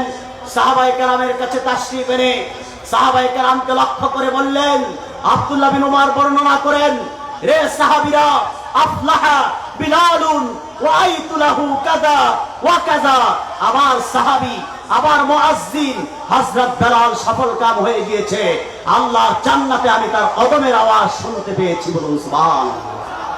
শুধু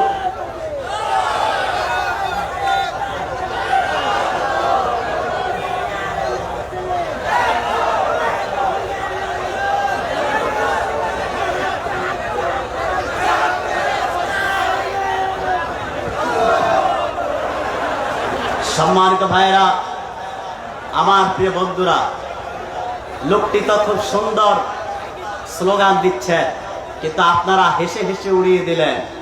জিহাদ জিহাদ জিহাদ চাই, এটি তো সুন্দর স্লোগান, উত্তম স্লোগান। জিহাদের মাধ্যমে অপসংস্কৃতি প্রতিরোধ হয়, মুসলিম তার অধিকার ফিরে পায়, ঠিক কিনা বলেন? জালিমকে প্রতিরোধ করা হয়, মুসলিম তার অধিকার ফিরে পায়, ঠিক কিনা বলেন মুসলমান? জিহাদের মাধ্যমে একদিন সারা পৃথিবীতে কালেমার ঝান্ডা উড্ডীন করবে উম্মতে মুহাম্মাদী, ঠিক কিনা বলেন? জিহাদের মাধ্যমে একদিন সারা বাংলাদেশের সকল দলের মুসলমান কাঁধে কাঁধ মিলিয়ে ঐক্যবদ্ধ হয়ে যাবে আল্লাহর কোরআনের সংবিধান কায়েম করার জন্য, ঠিক কিনা বলেন?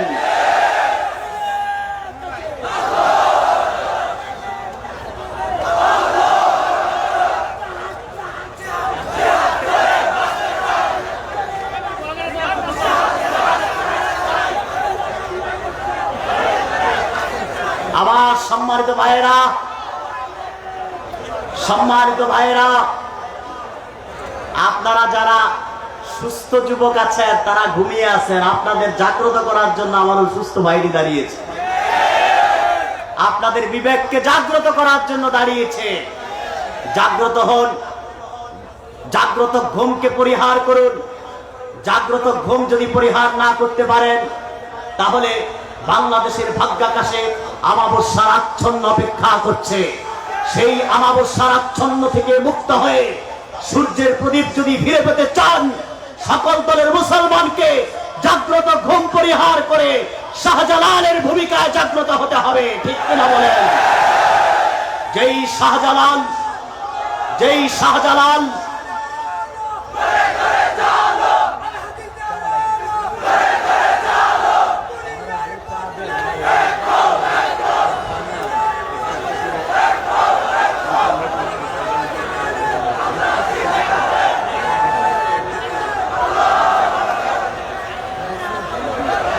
সম্মানিত ভাইরা, আমার প্রিয় ভাইরা, তাহলে আল্লাহর একত্বে বিশ্বাস করলে নিপীড়িত হতে হয়, নির্যাতিত হতে হয়।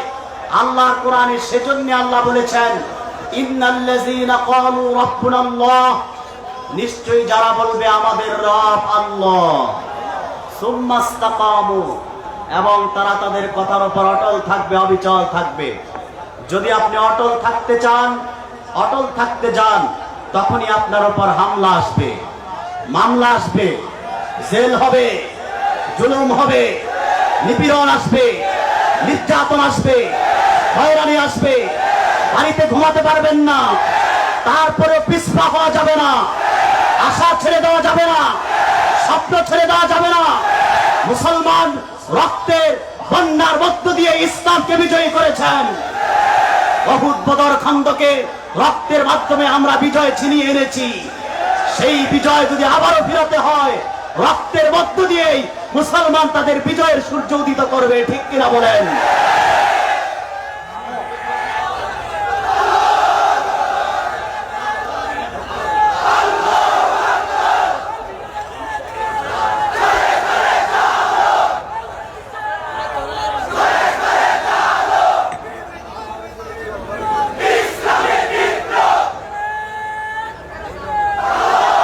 আমি আজ আপনাদেরকে স্মরণ করিয়ে দিতে চাই সেই ইতিহাস, বদরের সেই ইতিহাস। 313 জন সাহাবী ঈমানের জজবায় জিহাদের ময়দানে ঝাঁপিয়ে পড়েছিলেন। হাজারো কাফেরের মাথাকে নত করে সেই বদরে আমরাই বিজয় ছিনিয়ে এনেছিলাম। আল্লাহর একত্ববাদকে প্রতিষ্ঠা করতে যে পূর্বের নবীগণ কাফের মুশরিক ইহুদি খ্রিস্টানদের হাতে নিপীড়ন নির্যাতনের সম্মুখীন হয়েছিলেন, হযরত নূহ যখন আল্লাহর একত্বের প্রচার শুরু করলেন, হযরত নূহকে পাথর মেরে হত্যা করার হুমকি দেওয়া হলো। ওই সব হুমকি আর ধমকিকে তিনি পরোয়া করলেন না, আল্লাহর একত্বের ভাবকে প্রচার করেই গেলেন। হযরত মূসা আলাইহিস সালাম আল্লাহর একত্বের প্রচার করার কারণে ফেরাউন হযরত মূসাকে দেশ ত্যাগ করার হুমকি দিয়েছিল, হযরত মূসা বিচলিত হয় নাই। মুহাম্মদ সাল্লাল্লাহু আলাইহি ওয়াসাল্লাম যখন ১৫০০ বছর আগে আল্লাহ দ্বীনের প্রচার করেছেন, দেশান্তর হয়েছেন, রক্ত ঝরিয়েছেন, কিন্তু আল্লাহর একত্বের প্রচার বাদ দেন নাই, একত্ববাদের স্বীকৃতি থেকে পিছপা হন নাই। আবু বকর, ওমর, হযরত বেলাল, হযরত খাব্বাব, হযরত খুবাইব, হযরত আম্মার ইবনে ইয়াসির, তাদেরকে নির্যাতন করা হয়েছে, রক্ত ঝরানো হয়েছে, তাদের জীবনকে সন্তানদের সামনে, হাজার হাজার মানুষের সামনে কষ্টের মাধ্যমে তাদেরকে মৃত্যুবরণ করতে হয়েছে। কিন্তু আল্লাহ আমার রব, তিনি এক, সেই তাওহীদের বিশ্বাস থেকে চুল পরিমাণ সরেন নাই, ঠিক কিনা বলেন? যদি আল্লাহর একত্বের বিশ্বাসে অটল থাকতে যে আল্লাহর জমিনে আল্লাহর কোরআনের রাজ কায়েম করার জন্য আমাদেরকেও রক্ত দিতে হয়, নিপীড়িত হতে হয়, নির্যাতিত হতে হয়, আমরা আল্লাহর কোরআনের রাজ কায়েমের জন্য রক্ত জীবন দিতে প্রস্তুত আছি, ঠিক কিনা বলেন?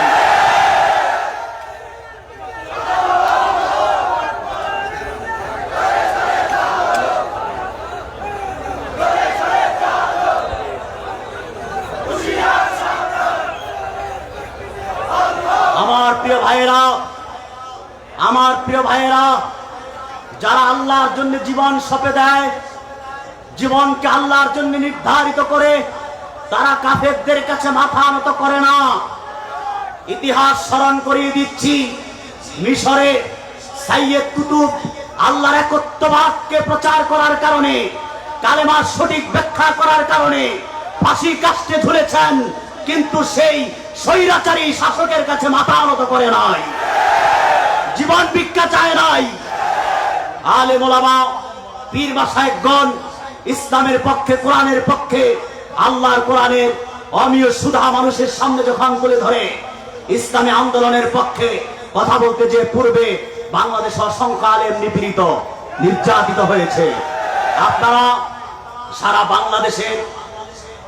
সারা বাংলাদেশের সকল নাস্তিক একটি সময় যার বক্তব্যে নাস্তিকদের কলিজায় রক্তের ক্ষরণ সৃষ্টি হয়ে যেত, সেই কোরআনের পাখিকেও এখন কোরআনের ময়দান থেকে দূরে সরিয়ে রাখা হয়েছে। সেজন্য জেল, জুলুম, নিপীড়ন, নির্যাতন আসবেই, কিন্তু বিচলিত হওয়া যাবে না, স্বপ্ন ছেড়ে দেওয়া যাবে না, আশা ছেড়ে দেওয়া যাবে না। রক্তের মধ্য দিয়ে মুসলমান বিজয় ছিনিয়ে আনে। যত বেশি রক্ত ঝরবে, সেই রক্তের প্রতিটি ফোঁটা থেকে ইসলামী আন্দোলনের স্রোত বাংলাদেশে আরো বেশি কায়েম হবে। একদিন সারা বাংলাদেশে ইসলামী আন্দোলনের কর্মীদের দখলেই চলে আসবে, ঠিক কিনা বলেন?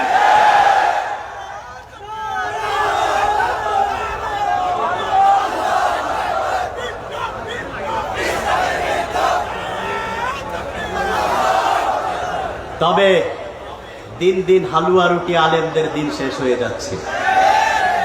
বাংলাদেশে আলেম দুই প্রকার। কয় প্রকার? এই বর্তমান বাংলাদেশে বর্তমানে এখন হক্কানি আলেম আর ভণ্ড আলেম চিনার সময় এসেছে। ঠিক কিনা? হক্কানি এবং কারা হক্কানি, কারা শিরক কুফরের বিপক্ষে আন্দোলন করার কারণে বন্দী হয়ে আছে, মুক্ত আকাশের নিচে থাকতে পাচ্ছেন না, তারাই হক্কানি আলেম। যখন সকল হক্কানি আলেম শিরক বিরোধী আন্দোলনের কারণে বন্দিখানায় বন্দী আছে, তখন যারা চুপ করে বসে আছে হালুয়া রুটির ভাগের জন্য, তারাই বুবা শয়তান বাংলাদেশের, ঠিক কিনা বলেন? কিন্তু এই বাংলাদেশের বর্তমানে কথা বলার আলেম নেই। সেই দুঃসময়ে যিনি সবচেয়ে বেশি জীবন বাজি রেখে কথা বলে যাচ্ছেন, খানকার পীর রাজপথে বীরের ভূমিকা পালন করছেন, তিনি আজকের প্রধান মুফাসসির আল্লামা ডক্টর এনায়েতুল্লাহ আব্বাসী, ঠিক কিনা বলেন? পীর হলে এইরকম পীর হও বাংলাদেশে, ঠিক কিনা বলেন? এইরকম পীর হও। পীর কিভাবে হতে হয় তা শিখে নাও। পীরের দায়িত্ব কি, পীরের ভূমিকা কি, পীরের দায়িত্ব কতটুকু উম্মতের উপর, তা শিক্ষা নাও ডক্টর এনায়েতুল্লাহ আব্বাসী পীর সাহেব জৈনপুরি হুজুর থেকে, ঠিক কিনা বলেন?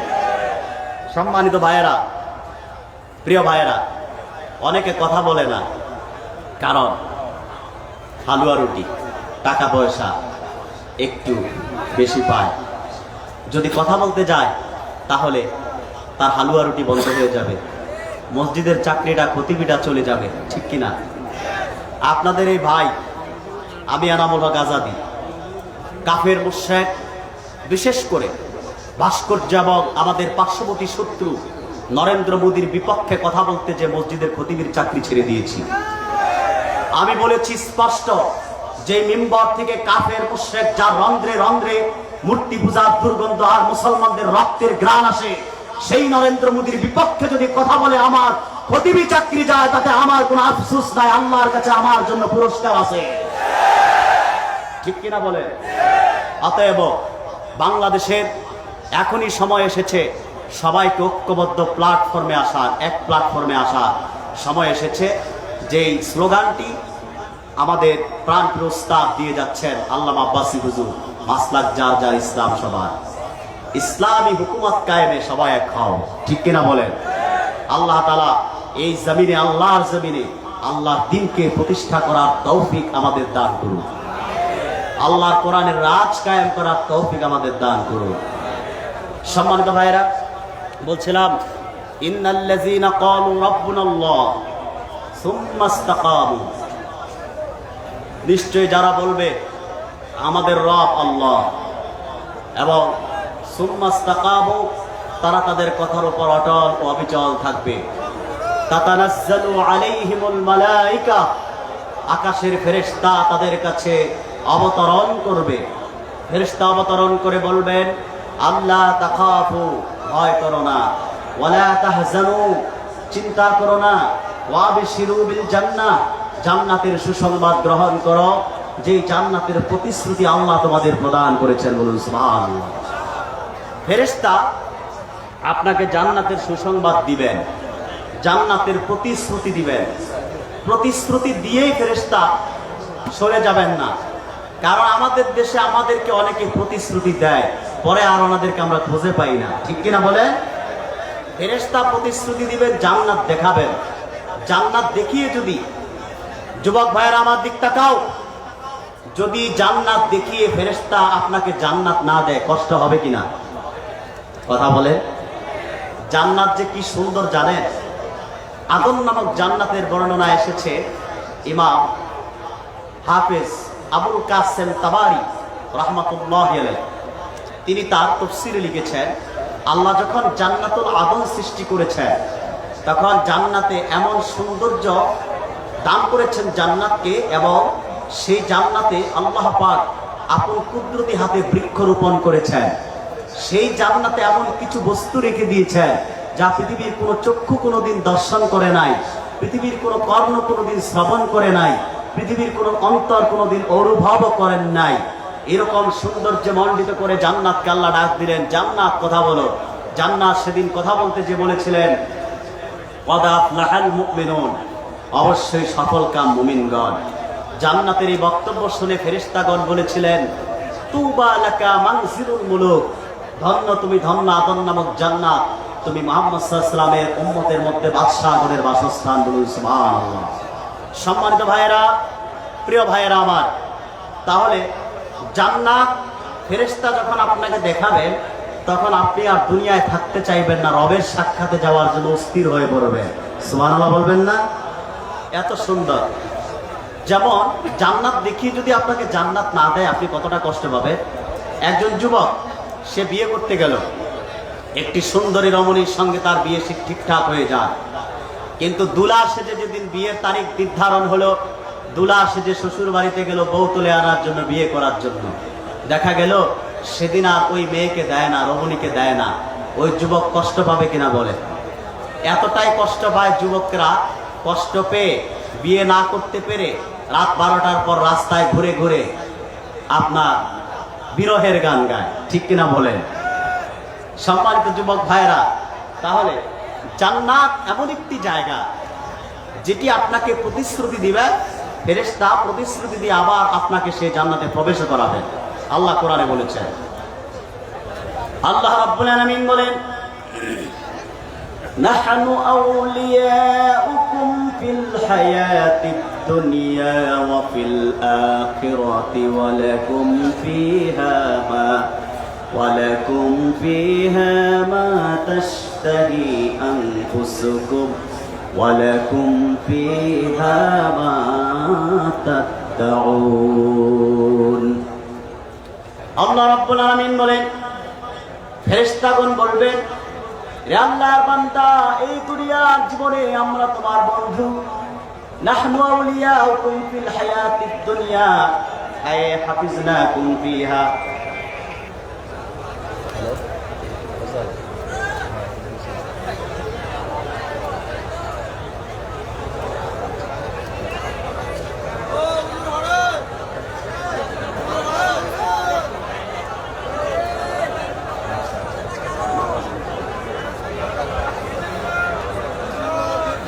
সম্মানিত ভাইয়েরা, ফেরেশতা এসে বলবেন, নাহনু আউলিয়াউকুম ফিল হায়াতিদ দুনিয়া আয় হাফিজনাকুম ফিহা। রে আল্লাহর বান্দা, এই দুনিয়ার জীবনে আমরা তোমাদের বন্ধু, এবং অর্থাৎ আয় হাফিজনাকুম ফিহা, এই দুনিয়াতে আমরা তোমাকে হেফাজত করব। ওয়া ফিল আখিরাত, এবং আখিরাতেও বন্ধু হয়ে থাকবো। আয় নাকুনু মাআকুম ফিহা হাত্তা তাদখুলুল জান্নাহ, ততক্ষণ আখিরাতে থাকবো যতক্ষণ তোমাদেরকে আল্লাহ পাক বেহেশতে প্রবেশ না করান। বেহেশতে যতক্ষণ তোমরা প্রবেশ না করবা ততক্ষণ আমরা তোমাদের বন্ধু হিসেবে থেকে যাব। সম্মানিত ভাইয়েরা, আবারও দেখতে পাচ্ছি আপনারা কিছু ভাই দাঁড়াচ্ছেন। কেন দাঁড়িয়ে মাঠ নষ্ট করতেছেন বলে? এত সময় আপনারা ধৈর্য ধরেছেন, ধৈর্যশীলের পরিচয় দিয়েছেন। আপনি আর মাত্র 5-7 মিনিট লাগবে। এই যে হুজুরের ছাত্র আমাকে কল করেছে, হুজুর চলে এসছে। শোনেন, আপনাদের এই অঞ্চলের রাস্তাঘাট আর কুতুবদিয়া থেকে আসতে নদী পার হতে হয়, সেজন্য একটু দেরি হয়েছে। তিনি চলে এসেছেন কাছাকাছি, আমাদের আজকের প্রধান মুফাসসির আল্লামা আব্বাসী হুজুর। আপনারা ধৈর্য হারাচ্ছেন কেন ভাই? আর কয়েক মিনিট কষ্ট করেন। যতক্ষণ বসে আছেন বৃষ্টির মতো আল্লাহর রহমত তো নাজিল হচ্ছে, তাতে কি কোনো সমস্যা আছে? লোকসান তো নাই, অপেক্ষা তো করতেছেন, সওয়াব তো হচ্ছে, ঠিক কিনা বলেন? সম্মানিত ভাইয়েরা, সম্মানিত ভাইয়েরা, শোনেন, কোরআনের পাখি বাহিরে থাকতে ওনার মর্যাদা মূল্য বুঝুন। এক কোরআনের পাখিকে আপনারা হারিয়েছেন, এখন সেই কোরআনের পাখির মর্যাদা বুঝতে পারেন, ঠিক কিনা বলেন? কত আফসোস করেন, দোয়া করেন শুধু মুক্ত হওয়ার জন্য, কত বলেন শুধু মুক্তি করে দেওয়ার জন্য, কিন্তু তিনি মুক্তি পাচ্ছেন না। তবে আমাদের বিশ্বাস, আল্লাহর কোরআনের পাখি যার প্রতিটি বক্তব্য নাস্তিকদের হৃদয়ে রক্তের ক্ষরণ সৃষ্টি হতো, সেই কোরআনের পাখি আল্লামা আমাদের মাঝে আরেকদিন ফিরে আসবে। আবারও ময়দানে তিনি আসবেন, আবার আল্লাহর কোরআনের পক্ষে কথা বলবেন, আবারও নাস্তিকদের কলিজায় রক্তের ক্ষরণ সৃষ্টি হবে, ঠিক কিনা বলেন? সম্মানিত ভাইয়েরা, ফেরেশতাগণ জান্নাতের সুসংবাদ দিবেন, আপনাকে জান্নাত দেখাবেন। জান্নাতে প্রবেশ করার পর্যন্ত ফেরেশতা খাদেম হয়ে আপনার থাকবে। মানুষের যখন মৃত্যু হয়, আসল কথাগুলো বলে দিচ্ছি এখন। মানুষের যখন মৃত্যুর সময় এসে যায়, মালাকুল মাউত যখন আসে, মানুষের রুহুটা যখন কবজ হয়, রুহুটা নিয়ে ফেরেশতা আল্লাহর কাছে যায়। আল্লাহর কাছে যে বলেন, রাব্বুল আলামিন, পেকুয়া থেকে তোমার অমুক বান্দার রুহুটা নিয়ে এসেছি। আল্লাহ রাব্বুল আলামিন বলেন, রে ফেরেশতা, আমার বান্দার রুহুটা তার দেহের মধ্যে ফিরিয়ে দাও। দেহটা কোথায় আছে? দেহটা কোথায় আছে? আমরা তো দেহটা কবরে দাফন করে আসি, রুহুটা কবরে দেওয়া হবে। আল্লাহ বলবেন, আমার বান্দার রুহুটা তার দেহের মধ্যে ফিরিয়ে দাও। কেননা আমি তো বলেছি, মিনহা খলাকনাকুম ওয়া ফিহা নুঈদুকুম ওয়া মিনহা নুখরিজুকুম তারাতান উখরা। সৃষ্টি করেছি মাটি থেকে, আবার সে মাটিতেই তোমাদেরকে প্রত্যাবর্তন করাবো। আবার কাল কিয়ামতের কঠিন ময়দানে সে মাটি থেকে তোমাদেরকে জীবিত করে হাসর ময়দানে দাঁড় করাবো। ফেরেশতা যখন রুহটা কবরে রেখে দিবেন, কবরে রাখার পর ফেরেশতা যখন রুহটা বান্দার দেহে ফিরিয়ে দিবেন, আল্লাহ রাব্বুল আলামিন কবরের ফেরেশতাকে ডাক দিবেন, এ কবরের ফেরেশতারা, আমার বান্দার, আমার মুস্তাকিম বান্দার কবরটায় জান্নাতের সুঘ্রাণ ছড়িয়ে দাও, জান্নাতের বিছানা বিছিয়ে দাও। আমার বান্দার কবর থেকে আমার জান্নাতুল ফেরদাউস পর্যন্ত একটা রাস্তা খুলে দাও, যেন আমার বান্দা কবরে থাকতে কোনো কষ্ট না হয়। জোরে কোন সুবহানাল্লাহ। এই পুরস্কার কাদের জন্য? যারা বিশ্বাস করে আল্লাহ আমার রব। প্রিয় ভাইরা আমার, এবার আমরা সকলে আল্লাহর খুশির জন্য আমাদের কণ্ঠ খুলে বলবো আমাদের রবকে। আকাশ আর বাতাসকে মুখরিত করে কোরআনের কর্মীদের সুরে আমরা বলতে চাই আমাদের রবকে। তিনি ছাড়ার কোনো মাবুদ নাই, তিনি ছাড়ার কোনো মালিক নাই। সার্বভৌমত্বের মালিক একমাত্র তিনি, সকল ক্ষমতার মালিক তিনি, ক্ষমতায় বসান তিনি, ক্ষমতা থেকে কান ধরে নামান তিনি। ঠিক কিনা বলেন? সম্মানিত ভাইয়েরা আমার, বন্ধুরা আমার, তাহলে আল্লাহ তাআলাকে রব বলে বিশ্বাস করার পর নিজের মন গড়া রীতিতে চলা যায় না। চলতে হবে যেভাবে আল্লাহ নির্দেশ করেছেন, আল্লাহর নির্দেশনায় চলতে হবে। আল্লাহর নির্দেশে চলতে হলে আল্লাহ তাআলা রব, নামাজ কায়েম করতে হবে, যাকাত আদায় করতে হবে, পরিপূর্ণ ইসলামী বিধিবিধান মেনে চলতে হবে। ইসলামী বিধিবিধান মানতে হলে ইসলামে যেমন নামাজ আছে, রোজা আছে, হজ আছে, যাকাত আছে, আবার দিন কায়েমের কথাও কোরআনে আছে না নাই? আল্লাহর জমিনে আল্লাহর দিনকে তোমরা কায়েম করো, এই কথা আছে না নাই? কিন্তু সমাজে দেখা যায় দিন কায়েমের কথা বললে অনেকের আবার গা চুলকায়। সব ভালো লাগে, নামাজের ওয়াজ ভালো লাগে, রোজার ওয়াজ ভালো লাগে, হজ যাকাতের ওয়াজ ভালো লাগে, কোনো বাধা নাই। বাধা শুধু এক জায়গায়, যখন দিন কায়েমের কথা বলা হয়, জিহাদের কথা বলা হয়, মজলুমের পক্ষে জালিমের বিরুদ্ধে কথা বলা হয়, তখনই শুধু চুলকানি আর চুলকানি। ঠিক কিনা বলেন? এদের ইমানে নেফাক আছে। কি আছে? নেফাক, নেফাক, নেফাক আছে। নেফাক মুনাফিক কারা? এই সব লোকেরা দেখবে যারা নামাজের কথা শুনতে চায়, রোজার কথা শুনতে চায়, কিন্তু ইসলামী আন্দোলনের কথা শুনতে চায় না, দিন কায়েমের কথা সহ্য করতে পারে না, ওরা মুনাফিক। কারণ ওদের চরিত্র কি? ওরা সবাইকে ঠিক রাখে, নাস্তিকদেরকেও ঠিক রাখে, অমুসলিমদেরকেও ঠিক রাখে, মুসলিমদের কাছে এসে কয় আমরাও আছি তোমাদের সাথে। ঠিক কিনা বলেন?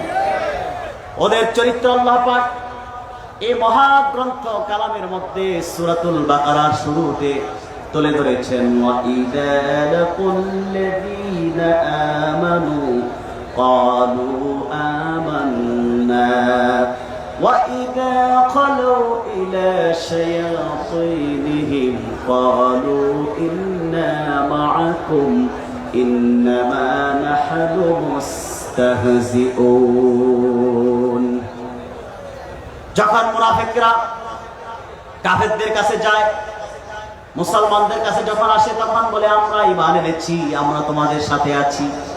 আবার যখন তাদের দুষ্ট নেতাদের সঙ্গে একান্তে মিলিত হয়, তখন বলে আমরা তোমাদের সাথে আছি, আমরা ইমানের কথা বলে একটু ঠাট্টা করেছি, এরকম মুনাফিক সমাজে আছে না নাই?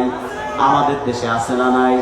যারা ঈদের সময় জাতীয় ঈদগাহে এসে ঈদের শুভেচ্ছা বিনিময় করে, আবার পূজার সময় শারদীয় দুর্গোৎসবে যে ধর্ম নিরপেক্ষতার দোহাই দিয়ে কাফের মুশরিকদের শিরক এবং কুফরির পক্ষে দালালি করে, এরকম আছে না নাই? নারায়ে তাকবীর, এই আওয়াজে চলবে না। নারায়ে তাকবীর, পেকুয়াবাসীর আওয়াজে তো ছোট না। নারায়ে তাকবীর,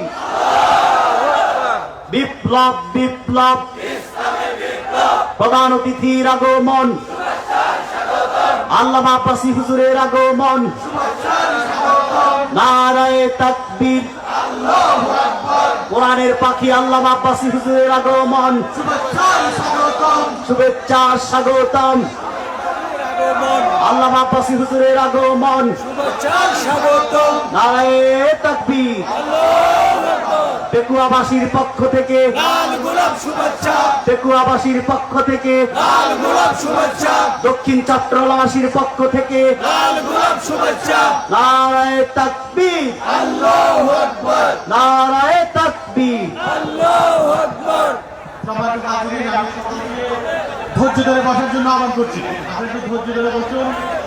অনেক ধন্যবাদ, অনেক ধন্যবাদ মৌলানা এনামুল হক আজাদী সাহেবকে অসাধারণ পবিত্র কোরআন এবং হাদিসের আলোকে তাফসীর পেশ করার জন্য। আমি